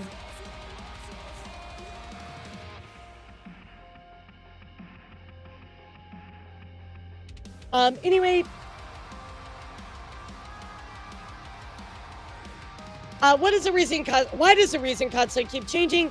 How to find out for the people coming here themselves that something was even happening. How do you think it looks to you when they come to me and say, blank, you're in blank too, right? Are you coming to the blank? And I go, what blank? You guys are coming here. That is the first draft Mari put out. She volunteered, deleted. Another one out last night that was more thorough, but it got mass reported down. Okay. All right. So what I showed you was at least like, it had the important stuff in it, right? There is more, so I'll try to find that and follow up with you guys on Wednesday then. But at least we got the other one. They were shocked they didn't tell me anything, especially when they were staying in the same area. Both live in there 5 minutes away. It's really hard to not see this as repeated instances of purposeful exclusion. If I'm not wanted, I'd rather you just tell me up front. So don't waste my time. Just remember that they are my friends too. First of all, I thought whatever we talked about in blank was something we had put behind us and started a clean slate. I just want you to understand that during this time when blank and blank were on bad terms, blank might bring blank if he comes. So it's just something I said to let blank mentally prepare might happen since blankety blank blank blank blank blank. Mentally prepare might happen since we at the time. I didn't know that you were also not on good terms with blank. Wasn't in the way that we were trying to exclude you. I think we kept pushing that idea onto blank and blank, and it's really unfair. Also, as I said, this August trip was something that was made planned to hang out, because we tried to go to blank this year, and blank and I were planning to go. You can even have some people involved in the group chat. This August trip is something impulsive, and I feel awesome now. You know, blank plan things when it comes to hangouts like this. People play the last minute to just do whatever they feel that day. We did not plan this intentionally in mind to isolate you or exclude you. I didn't know for a fact that they were coming, but we had no set plans, and that's the reason why I started. And I asked you if you wanted to go to blank with us. I just had made the group chat because I've been dealing with the death. I'm honestly tired of being blamed for something that's supposedly a casual hangout. All right, let's go back to the video. Starts providing screenshots from Ike's Discord from when he was in Niji. Important to note that these screenshots were released by Bari with This consent is the from one Ike. that got this screenshot deleted, is where right? Ike The one that's like, this is my final response. From Ike's Discord from when he was in Niji. Important to note that these screenshots were released by Bari with consent from Ike. This screenshot is where Ike is asking his manager to swap the members he is paired with as they are his bullies. The manager asked some of those members, and they agreed to swap to accommodate Which is crazy, by the way, that they didn't Ike do anything asks in about the end that. to never be associated with him as they doxed him. In another screenshot, Ike confronts Millie about it. Also, why was Bari's document mass excluding him reported? from events and group chats, to which Millie fires back, calling the manner in which he talks as passive-aggressive and claiming he wasn't being intentionally excluded or isolated, but because the hangout was last minute or impulsive. Ike says the reason for him not being invited kept changing from reasons such as, if Ike comes, he will bring Vox, a Okay, reason which it's Millie Niji initially Fans, responded to goddamn. Ike in person, Okay, I saying she understand wasn't now. aware who said that. However, it turns out she did know, as seen in this conversation and pointed out by Ike. He also points out at the end that this isn't the first time they have excluded someone, pointing out former member Nina was also I'm gonna go look and at was Rima's gaslit into video. thinking it was all in her head. The whole conversation is here for you to read. The Google Doc is a lot more than this and focuses on the alleged doxing and relationship drama between Bari, Marie, and Ike. All links are in the description. According to Bari, she also received a cease and desist letter asking her to cease all false, misleading, or defamatory statements concerning their client. That's kind of crazy. So we only got the draft. We didn't get the full on thing here. Yeah. Oh wait, it's back up. Oh no, this is Mari's. This is Mari's, JK. It's Mari's. And then the tweet that we're looking for, the final response, that one did get deleted. This one right here. Yeah, this was the one I looked at this morning, and I was like, oh, what is this? And then I got that copy, and I'm like, oh, that's it. Okay, I see. I heard it was a bit critical reason for the mass report. It exposes the talent with the colors. Right. All right, so let's go see Rima. Because if Rima read it, we could look at that. Yeah, let's see if we can find Barry it. has responded to her page down, so people can't view it anymore. And if you click on it, you see that it's down due to terms of services.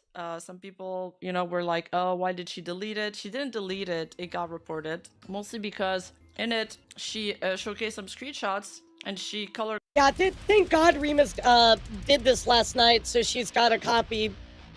Yeah, because I literally just asked somebody else, and they're like, yeah, I don't have a copy of it. So I'm like, fuck. So here we go. Reba to save the date. Let's go. I'm going to put it, I'm going to put it a little bit faster of a read, though, so we can kind of like go through it. Also, why is my quality on 720? What the fuck is wrong with you? All right, here we go, guys. Let's do it.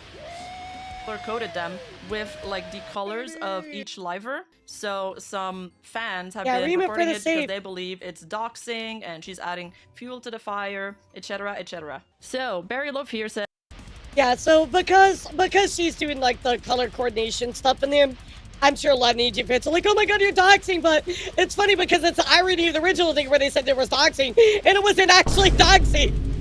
Unless they're proven wrong here. I want to sincerely apologize for frequently deleting my tweets. I understand how this might appear from an outsider's perspective, especially when discussing serious issues. Thank you for giving me the space to make mistakes and learn from them. Here's my final response. And in the comments here, she's getting a lot of pushback, but people are really not focusing on the right things or reading the doc properly because it's what she revealed in there is just insane. In terms of the initial accusations, we're gonna talk about it.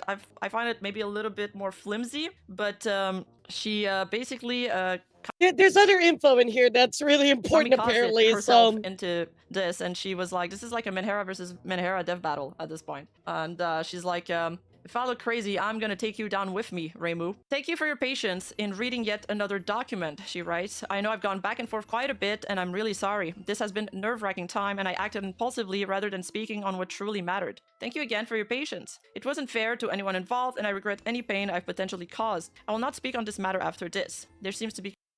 So chat, the stuff that we already read, I am going to skip, at least pass, but we'll get to the relevant parts. I just, again, I don't want to... We already read that part in the document, so I'm gonna just fast forward through that. So I got permission from my former partner. So this is already huge because people were saying just to let you know, out with Ike since she's not with him anymore. But him giving his consent to share additional screenshots, meaning that he sort of stands behind this, it's huge. It gives a lot of weight to her statements. So she writes here, "I met Marie in 2017 prior to..."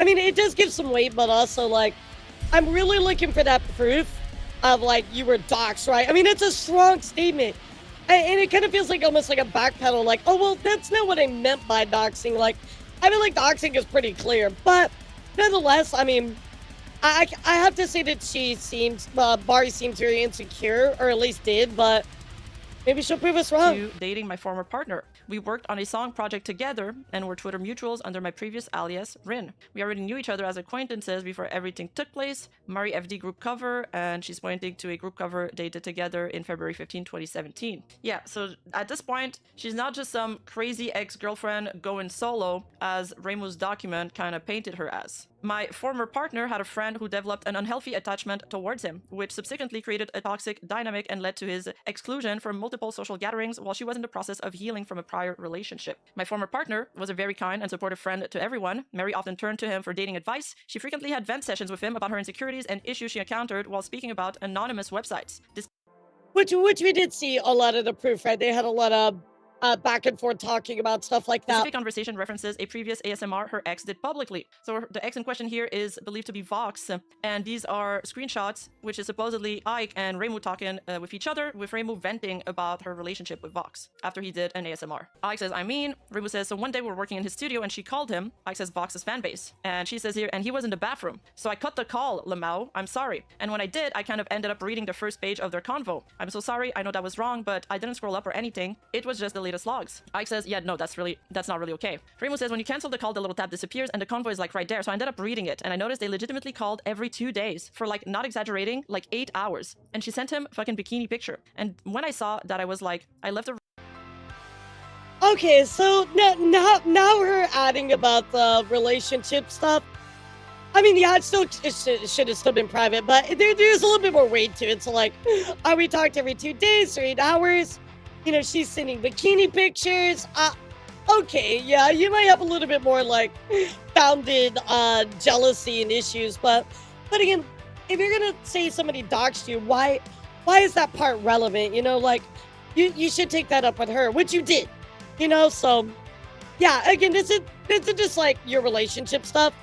Give me the doxing part. Give me the important part. But to be fair, it does add to her insecurity, right? Like, she actually has a little bit more of a founded reason, if that's true. Room and I didn't say anything. 1, I was jealous. 2, I couldn't concentrate. And 3, I was scared that if I stayed, I just want to scroll up and read more. He says that's highly inappropriate in my personal opinion on their part. So I just went to another room and worked. Then we had a talk in the bathtub and I told him how uncomfortable she made me and how I wanted him to at least make some boundaries. So I made that clear. I didn't want him to cut her off because the least I wanted is to like limit his friendships and seem like these annoying, jealous, controlling girlfriends. But like at least just treat her as an artist you're commissioning because that's what he wanted to do supposedly. Then some days went by and I was drunk and I was chilling, sitting behind him and I noticed they were talking again. And because I was drunk, I got emotional and that's when we fought. And he strangely got really defensive. And I had to clear out like no joke 4 times in the convo. I wasn't blaming him and that it wasn't his fault and all I wanted were boundaries. And he kept saying he couldn't cut her off because he was scared of what she'd do if he did. And he just didn't know what to do. So every time I ask him, so what I get from this is nothing will happen and I just need to get used to her then. He'd get angry and like I felt he was slowly shifting the convo towards like me being that annoying, jealous girlfriend. And I felt really bad. Like to a point I felt like I was the bad guy and I shouldn't be talking about it again.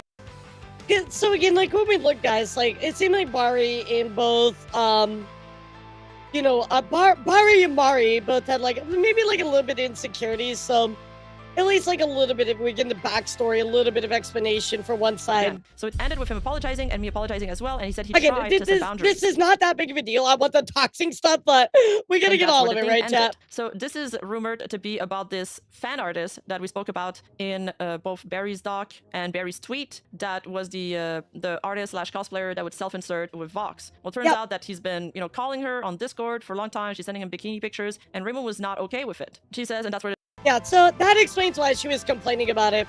So like I said, her insecurity is not as unfounded, right? Because, you know, it seems like if this is actually Vox was talking to her for long hours, you know, getting bikini pics, like, bruh, come on, you know, like, that's kind of disrespectful to your girlfriend. The thing ended, it was bad. Right now I feel better because I tried just to do stuff and I think on something else, but like I felt so fucking anxious when it was happening. Like I kept telling him at some point I did trust him, but then By the way, chat, are y'all okay with the 1.5 speed? I figured it was fine, but I wanted to make sure. Is that okay with y'all? The way she acts makes me not trust her, and it makes me doubt, and I was sorry for that. At some point, he did tell me she just casually asked one day, like, oh, I was reading that docs page, and they're talking a lot about Reimu. Are you guys dating? So basically, the fan artist is asking Vox, because she went into a doc site, and they're talking about his relationship with... It's easy to follow along. Bro, this story is, like, the most not easy to follow along. This story hurts my brain. I'm gonna be real, chat. This is kind of a mess. Was he fucking his fans? I mean, he was at least like talking to this other girl, right? And obviously Reimu, Ari, same person, right? Was in a relationship with Vox, right? So it sounds like he was being a little disrespectful, but maybe they have different boundaries. I don't know. That's between them, right? For Reimu, and she's asking, are you guys dating? And then Reimu says, I got so pissed. Mess. He answered like, fucking you, no, Lamau. And I told him I didn't like it, and he said it was just for acting and blah, blah, blah. But the fact that she came to ask him about it made me super pissed off. So this fan artist asked him, hey, are you dating Reimu? And he's like, ew, no. And then he tells that to his girlfriend, and she's like, what the fuck? Why did you tell her that? Like, that's brutal. And he's just like, oh, whatever. I just wanted to get her off our back. The fact that she came to I don't feel like it's you cheat your girlfriend in a relationship, bro. That's weird. It made me super pissed. Not even my friend do that. That snooping kind of attitude pissed me off. And apparently, I can't believe I'm gonna say this, but this Sinder document was more straightforward than this mess. Like, this is like a lot to like pick up little pieces of. I don't know. I'm being honest, chat. This kind of stuff is not my forte. Like, I feel like when it comes to like corpo stuff like this, I feel like Rima does the best job out of all of it. I'm really not the best at this kind of stuff. I have like a forte, right, chat? This is not my strength. But holy shit, like, why are we on about this relationship stuff? Like, if you said you got doxed, then prove to me you got doxed. That's what I want. This relationship stuff is just not needed. Let's be real. Can we agree on that, chat? If you agree, type 2. She looks at 4chan and that doc site all the time and brings that shit to Vox. I just don't like her. At one point of the convo, I did tell him, what if she just randomly sends you a nude or a DK or I DK a picture in underwear or a bikini? I didn't tell him I knew she had seen it because I feel really shit about it. And he said, oh no, if that happens, I just cut it off right there. And that answer made me so sad, like, I see. So yeah, that complicates things a lot, Ike responds. And then she continues. And that's about it, like a quick summary. Sorry for vomiting it all out again. Ike responds, all good, but yeah, that's rough. And then Rimu responds, I can... So she get permission to post these, right? I guess from Ike. I mean, that's pretty important, right? Getting that backing as well. Trying to make him understand the kind of power he had in this sort of situation. Ike responds like, having a female friend is fine. Hell, even talking to them a lot is fine, even if I think it's a bit strange to be calling for that long with someone you're not romantically interested in. She responds, because that girl is a fucking fan and she's in love with him. And he kept saying, oh, I swear, I never knew she liked me. And then at another part of the conversation, he said, oh, I've actually turned her down twice, like in hills. Ike says, that's contradicting statement. She says, yeah. The more I kind of like tried pushing it the least aggressive way, the more he ended up like contradicting and then panicking because past trauma and like kept saying he was scared of cutting her off. So I just ended with, try to make boundaries because what the hell. He says, I think boundaries are reasonable. It's just like I personally who never engaged this much with a fan. So she writes here in the doc, my former partner and I never had problems when it came to female friends. I've always been open about my interactions with women and have even drawn fan art. Something I did because I wanted to celebrate different dynamics. I traveled to Japan to watch them perform. I bought merchandise from many of the girls. I've slept over, I don't know, Teal name house. I don't remember who's Teal again. And God, I'm just gonna say this, like, communicate with your partner. You know what I mean? I guess the relevance is Mari was trying to make it sound like I wanted nothing to do with Mari. But he gave Bari permission to use material. Yeah, I didn't really like get that part, Civil. I didn't really get that part. Like Mari was trying to make it sound like I wanted nothing to do with her. I didn't really sense that, but maybe I just missed it. What I will say though is like just communicate with your partner, chat. Like all of this could have literally been avoided if they just communicate with your partner. I've even had collabs with mutual female friends. However, it's important to note that I stopped drawing after one of her fans attacked my thumbnail art and provoked. I stopped because of insecurity about my art, but not my relationship. That's Millie. Teal is Millie. Okay, thank you. He says, it just feels wrong. There's such a big power imbalance. She responds, and he kept saying he did it because he had no one by his side when our drama happened and he had no one to vent. And I told him, yeah, he did. He had friends, man. He had you. And he was like, yeah, but I felt everyone was by your side, like on your team, including... And even Civil, let's see that. I say quote-unquote relevance of that. It's still like all interpersonal, just like drama. You know, like... And I was like, sigh, just goddammit. Ike says I was on no one's side. She says, yeah, exactly, I told him. All I told him is that I was disappointed in how he handled the fallout. Then she says she was a fan no matter what he did. She'd always be by your side, and that's not how actual friends act. Hell, we don't go to 4chan and the doc site and keep feeding him shit. At the first doc, I just told him I'd wish he had not vented with her out of all people, like, man. I'm sorry, Rima, I didn't subscribe to your other channel. I'm sorry, Rima. I'm sorry. 4 YouTube accounts. I don't know which ones I subscribe to anymore. I'm sorry. Please don't judge me, Rima. Please don't say this to Rima that I didn't like and subscribe to her highlights channel. I'm sorry. Dude, I have 4 different accounts. I have like my main watch account. I have my reacts channel. I have my news channel, and then I have my music channel. I'm sorry, Rima. I'm sorry. I'll do whatever you want, Rima, please. I'll do whatever you want. I'll give you a massage, I'll give you a foot rub, I'll give you a smooch, on the lips, anyway, document. He holds true to his promise. Document. Then, there's a screenshot here. How was your trip, baby? Met your girlfriend, and I think this is Millie. This is, purple is, and she says, so jealous. And then this is the same screenshot that Barry posted in her other tweet, in her other doc. And it's Barry saying, I give zero fuck, Lamau, and everything that's barred out in white, it's something Nijisanji related, but we don't know what exactly. The manager. It could be anything Niji related. Barry responds, all as you should. She says, it's crazy, like she cosplays as Vox, but then it's so obvious that she self-inserts with Vox. Yeah, this is the one that we saw before. Photo, right? At first I thought it was crazy, then I'd see her super horny super chats, I'd see him use his thumbnails, then I'd see him like her tweets only, then I'd see him replying only to her. Barry says Vox, then I see his talking to her on Discord. She adds here, it appeared that this was the same person she had briefly vented to my former partner about. She once mentioned blocking them on her company account and brought them up again a year later in conversation. She admitted going through her ex Discord message via his DM and my DM. So what does this establish here? Well, first of all, Reimu claimed in her response that her relationship ended amicably, but this doesn't look like a relationship that ended amicably at all. It seems like Vox was kind of shitty, and I like the way Rima says that, amicably. Isn't it amicably? Amicably. I like the way she says that. It's cute. Amicably. So there's already that. And secondly, it looks funny. like, you know, she was venting to Maybe it's like a Canadian thing, you know, like British people are with like aluminium. You know, like So it kind of puts a little bit more weight onto Barry's statement when she says that she might have tried to hit on Ike after that, like she might have tried to get him as a rebound. And she adds, at in-person events, I observed Mary behaving in a flirtatious I mean, again, like, I'm gonna be honest. Why does it matter, like, whether they had, like, a good ending to their relationship or not? The best response to this docu was from Evanito. What did he say? Yeah, what did Evan say about this? I mean, at the end of the day, like,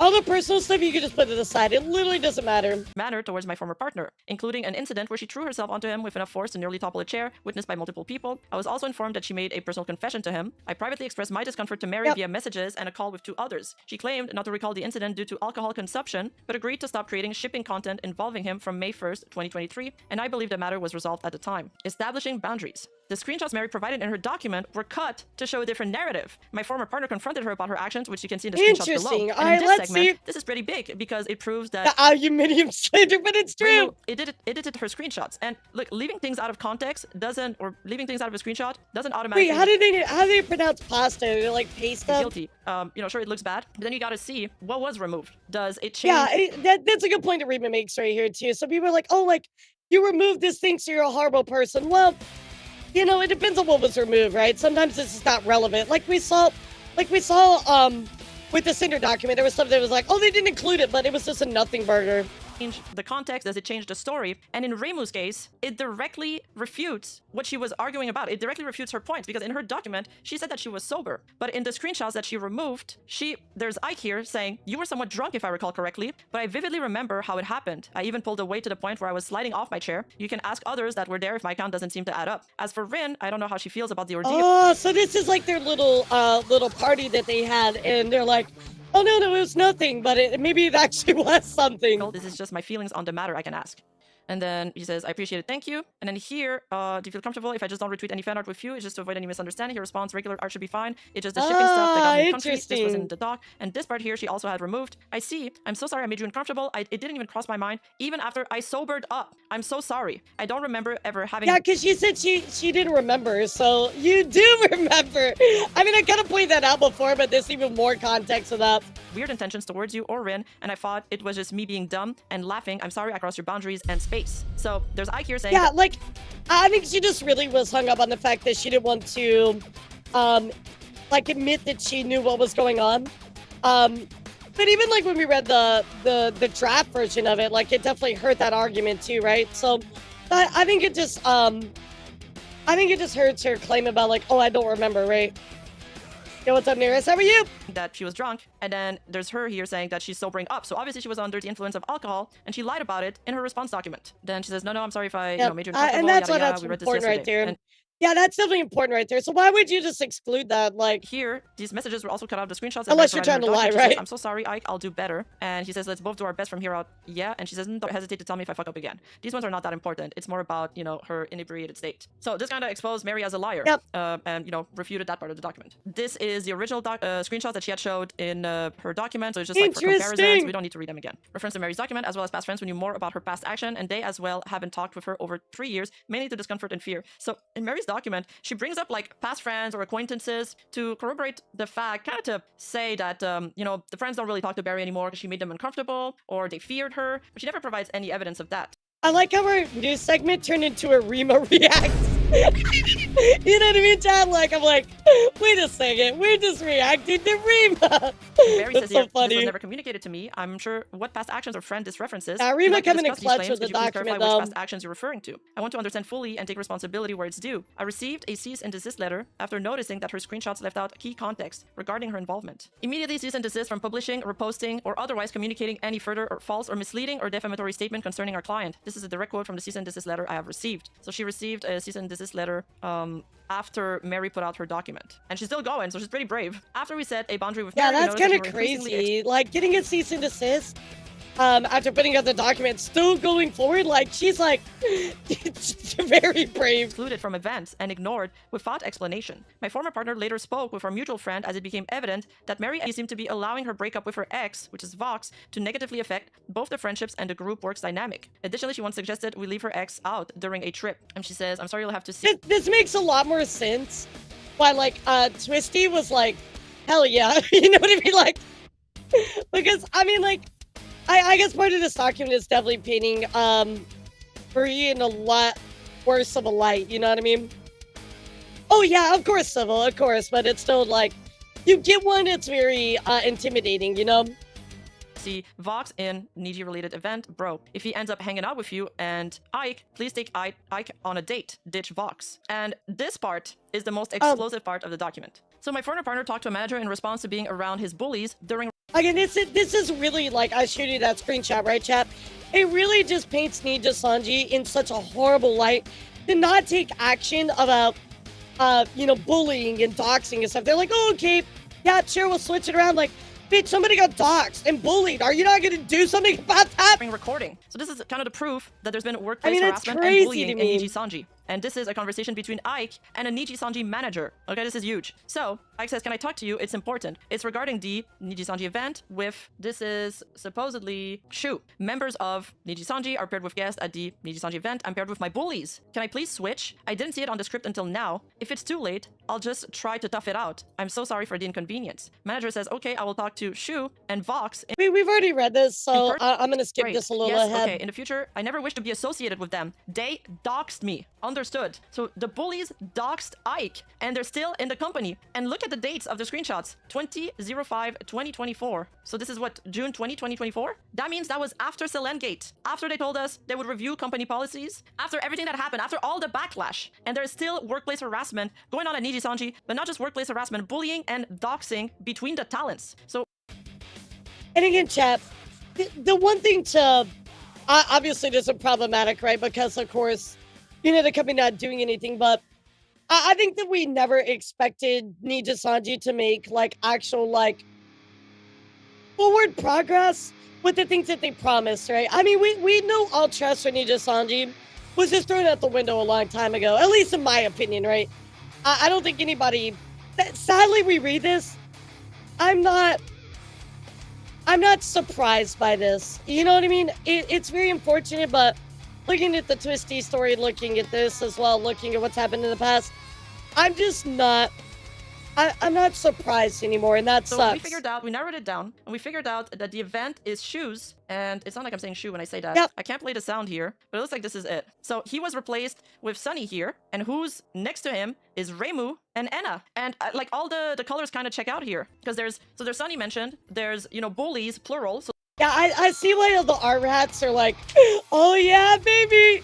Yeah, this last doc has a lot in it. One. And then there's Shu that's mentioned. Yeah, thanks for pointing this out, by the way, chat, because I didn't realize I had a draft version and not the final version. Vox.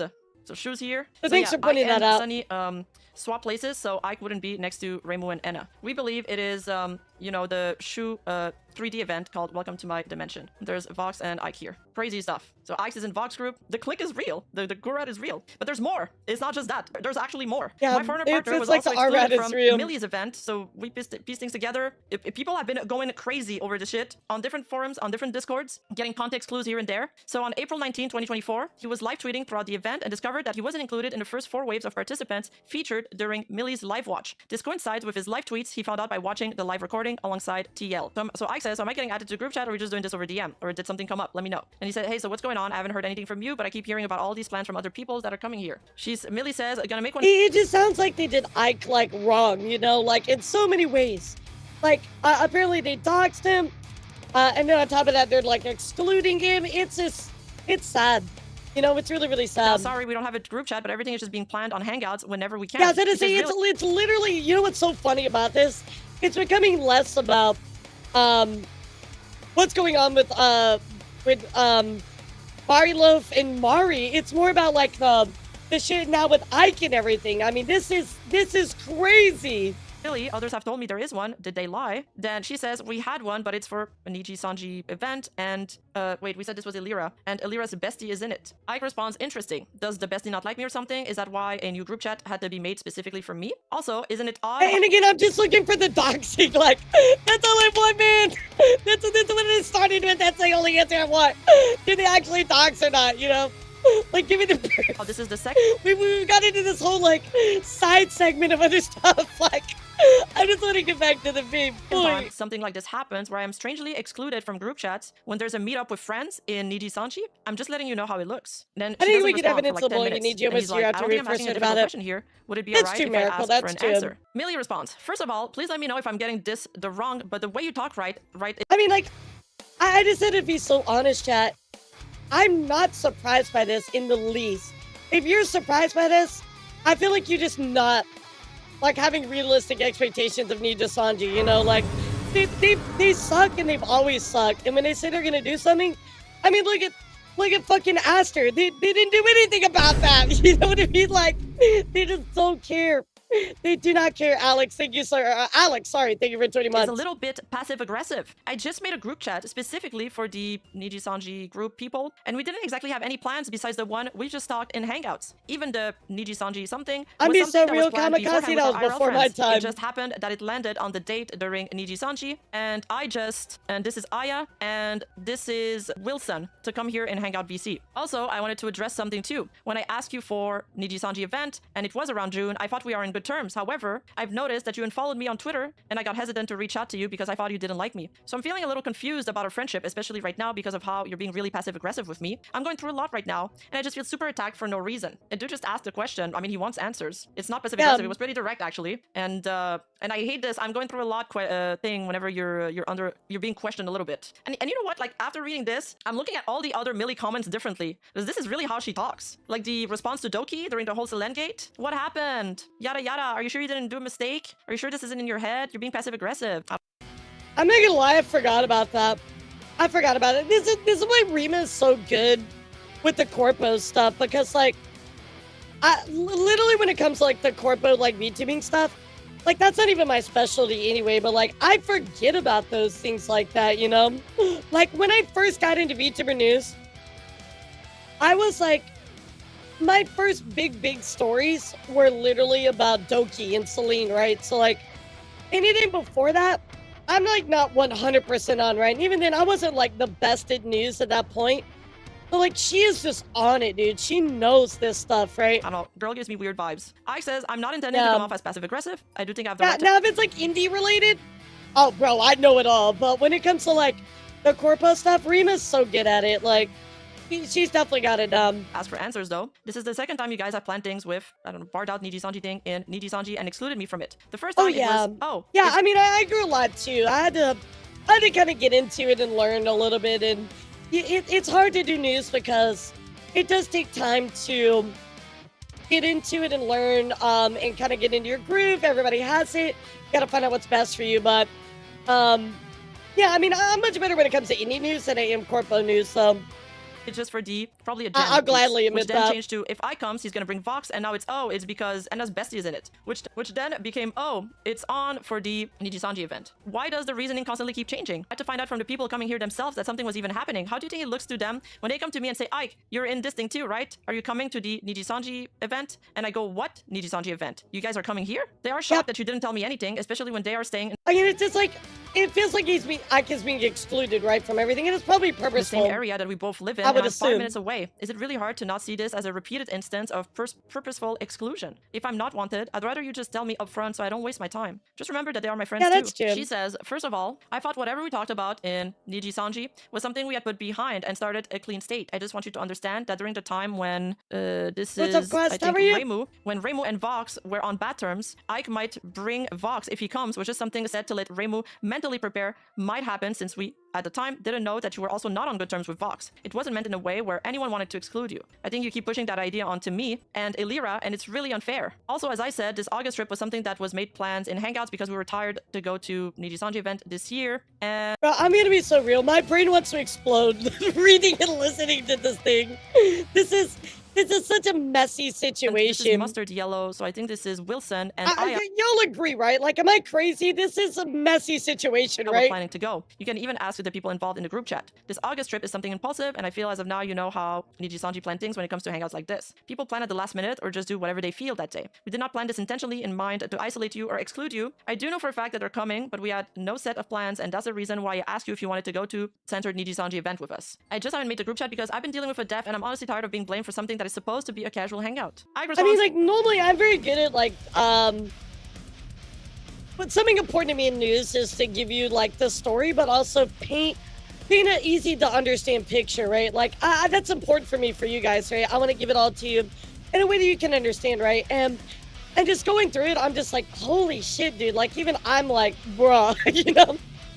I do think I'm bringing up valid points, and it's a little bit disappointing that you're resorting to attacking me in return with terms such as passive-aggressive, and bringing up a previous incident that by and large was never resolved because I feel that I never got an answer. There are still conflicting accounts coming from everyone involved, and I wish to know why that is. When I brought up the whole, if I come to bring box to your face in person, you act shocked and appalled when you said, what? Who said that? Nobody has said anything like that. But now you're telling me you knew all along. I don't understand, which one is it? Also, Reimu is the one that claimed that you were the one that initially said it, but then when I asked you during that one dinner, you said that you didn't. Why is that also conflicting? I'm really just trying to get answers as to why no one can seem to get the story straight. Also, and this is just circumstantial evidence, mind you, but I wouldn't be the first time that you guys have excluded someone. I know for a fact that you did the very same thing to Nina, and when she asked about it, you told her that it was all in her head to her face. Whoa. I mean, again, this is just Nijisanji BS that's going on behind the scenes. It sucks to see it even more confirmed, but looking at what happened with Twisty, I can look at what happened in the past with Doki. I'm just not surprised. It sucks though. It sucks though. The same wording's coming back, only to later admit to her that you did in fact The exclude Nina her. name That does drop hurt your though, credibility yeah. somewhat. And how do we know this is Nina? Because in this screenshot here, and we know we have the original of that, right? In this screenshot here, she color-coded the two. She's in a Discord call. This is from Reimu POV. She's in a Discord call with Is this another live? No, person it's that's dead. also the solvent color. And if you look at the original It's dead. screenshot, who that was, it's ta-da! It's Nina. It's Nina. So let Barry cook. That's all I'm saying. Let her cook. Alright, so there it is. Confirmed. Nina was excluded and bullied at Nijisanji. My former partner confided in his coworkers about the. I'm gonna be real, chat. You know, the whole thing with Barry, I'm kind of like, you didn't really provide proof.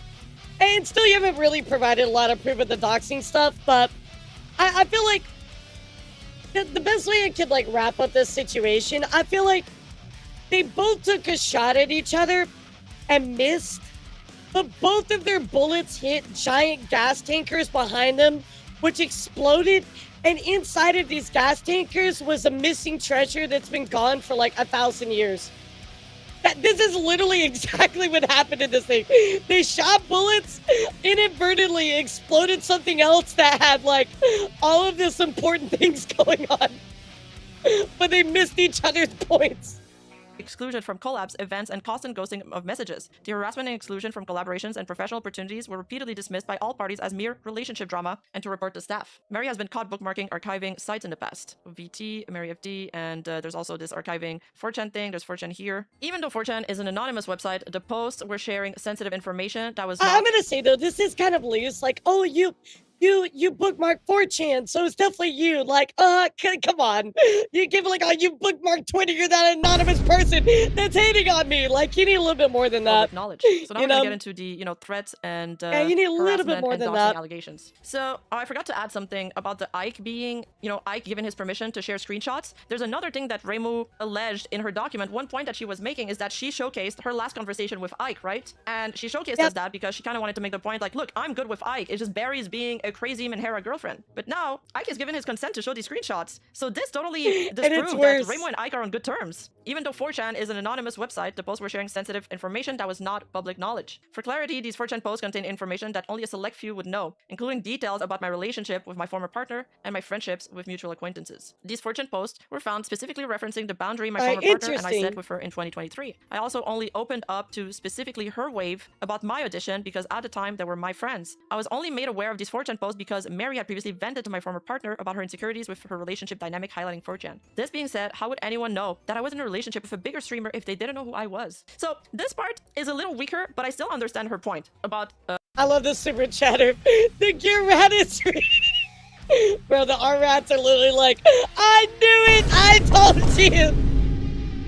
the whole doxing thing. So she's not using that would be doxing crazy, actually, the way Victor. most people would use it. She's kind of just repeating what the Nijisanji manager said. He said that he's found some doxing comments on her locked account, but it does seem like there's been. Let me show you something really quick, chat. Hold on.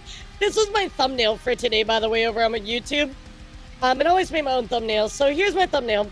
Accused of doxing. I literally want to change this into what the fuck is going on? Does anybody actually know what any of this is about? Like I need to change the information that was text. disclosed on forums where Barry is like the only person that knew this information were those people. So how did 4chan find out? And before those screenshots, Sadly though, this is just too loose. Like I get what she's trying to allege here, but it's too loose, you know. It's speculatory. Before this happened, 4chan was only referring to her as Ike's emote artist, or like they thought she was just like a fan of Ike, right? But then suddenly she starts getting called Ike's Menhera girlfriend or Ike's girlfriend. So this is why she believes that Mary's behind it. But let's read some of the screenshots first, because I'm getting a bit ahead of. I mean, again, it's hard to like really like slap your hand out on the desk on this one. It's just. It's still speculatory. If it could be a few people in their wave or something, or even maybe one of them told somebody else who knew too much, or they vented to. You know, there's so many explanations. It's really hard to, you know, nail this one down. Community is full of petty drama, people dating, girls acting like cats, guys grooming. Barry falls into petty cat girl dating people. Barry is also a cunt, while she's known to being explosive with girls before even meeting Ike. And I'm surprised Aya is there. My guess is this is cut off. So who's this Barry person and what's her connection with? We don't know who Red is. We're still working on that. And or Aya. Aya and Red in Barry's stream. Sorry, Barry. Good luck with your current Nijisanji audition. So she's saying here that she only told her wave about her audition. Next time, don't tweet about it and delete it fast. And then here it says, stop shitposting about Ike. He's going to have another meltdown on Twitter and ask to stop making him stay at someone else's house. Or someone else's SH. I can't really make out what's there. It's kind of cut off because it's an archive. There was a recurring pattern in which the post would resurface whenever I was in contact with our mutual acquaintances in person. I also want to point out the word Menhera. I noticed a pattern of her labeling women as Menhera. Oh no, I became jealous because there's this artist who talks a lot on Discord. And in the first, he told me when our drama happened, he felt everyone's on another my side. Red. Oh shit! Just highlighting. We've read this, but because she is kind of Please, Menhera. no more Reds. But on this point, like, I'm sorry, Barry, but fortunately, Please, I can't do any more Reds, chat. My former partner and I both supported her whenever she sought relationship advice, often alongside our mutual friends or in DM, which made experiencing something like this in turn all the more heartbreaking. Ike's crazy girlfriend, she's trying to get into, I don't know, Nijisanji right now. I hope she gets in and gets Menhera episodes with any girl that gets close to Ike. This girl has had so much drama in the Utaite community as well. I think she's been friend with, this is Anna and Millie for a while now. So suddenly again, in 2025, my name was mentioned on 4chan with death threats. It was strange because the date of these posts correlate to the fact that she was being taken off a sponsorship around this time. This is what I believe is the NBA sponsorship she was taken off of. So this is what she is saying is the doxing. I mean, like, it's still speculatory. Like, I feel like if you're gonna say somebody doxed you, like, there's a difference between like somebody doxed me and I think somebody doxed me. You know, the original statement feels a little bit misrepresented, but.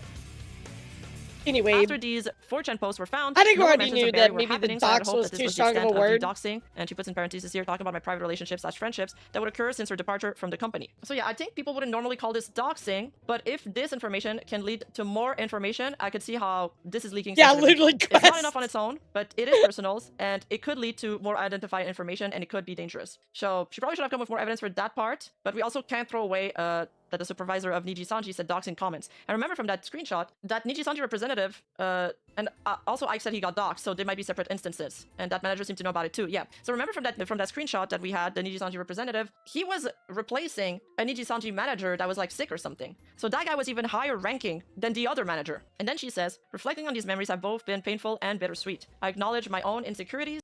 I mean, her apology from the draft that we had in the actual like final one is so much better. Holy I've never shit. been an overly possessive or controlling partner to the point of malice. I've always been very vocal in my support for his friends and have constantly given back to the community I'm in. If my actions have ever caused discomfort, I wish that had been communicated so I could have responded with a sincere apology and greater respect. I did not know anyone from our mutual past felt that way. Despite several attempts to seek understanding through messages and conversations, my former partner and I struggled to find resolution and resorted to going to staff over the course of years of documented constant harassment, exclusion.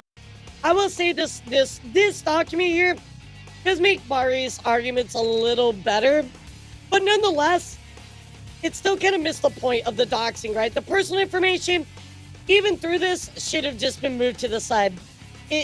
it literally has nothing to do with anything. Like, yes, we got a lot of inadvertent information, but why do we need that? If you're going to accuse somebody of doxing, why are you including stuff about your relationship?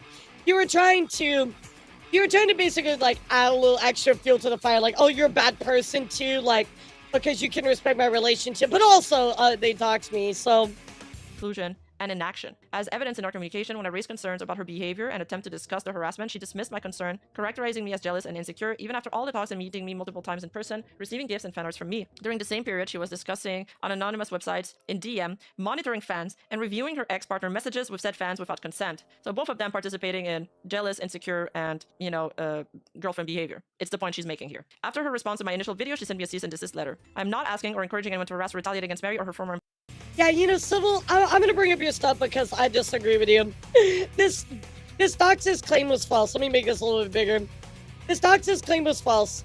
The harassment claim, there's some merit at least. Yeah, I mean, there is a little bit of merit. I will give you that as well. But the cat fight, who cares? Ninja Ian being on fire, holy moly. Yep. That summarizes it up. Absolutely.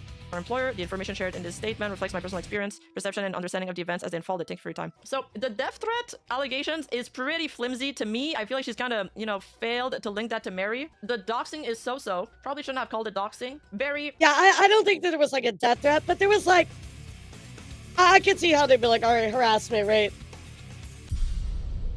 Barry, you had one job. She was supposed to give us evidence for the rats, not believe the rats. We already had the rats. We needed her to give the evidence for that. So she kind of failed there. But she kind of cooked with the rest, not gonna lie. She gave us more elsewhere. So yeah, you know, Ike talks about being bullied. Ike was upset, and Raymond was involved in it. And there's a lot going on. And also, it's like Barry is made out to be, you know, this crazy person, this, you know, crazy Menhera girlfriend. But at the same time, the way she's being talked to, they kind of make you feel like you're crazy. Like even just the way Millie is talking to the Ike here, it's like, oh, it's all in your head. You know, I think you're being passive aggressive. So I feel like that also like kind of plays into that. Hey, you, don't forget to like and subscribe and hit that bell button. And I'll see you in the next.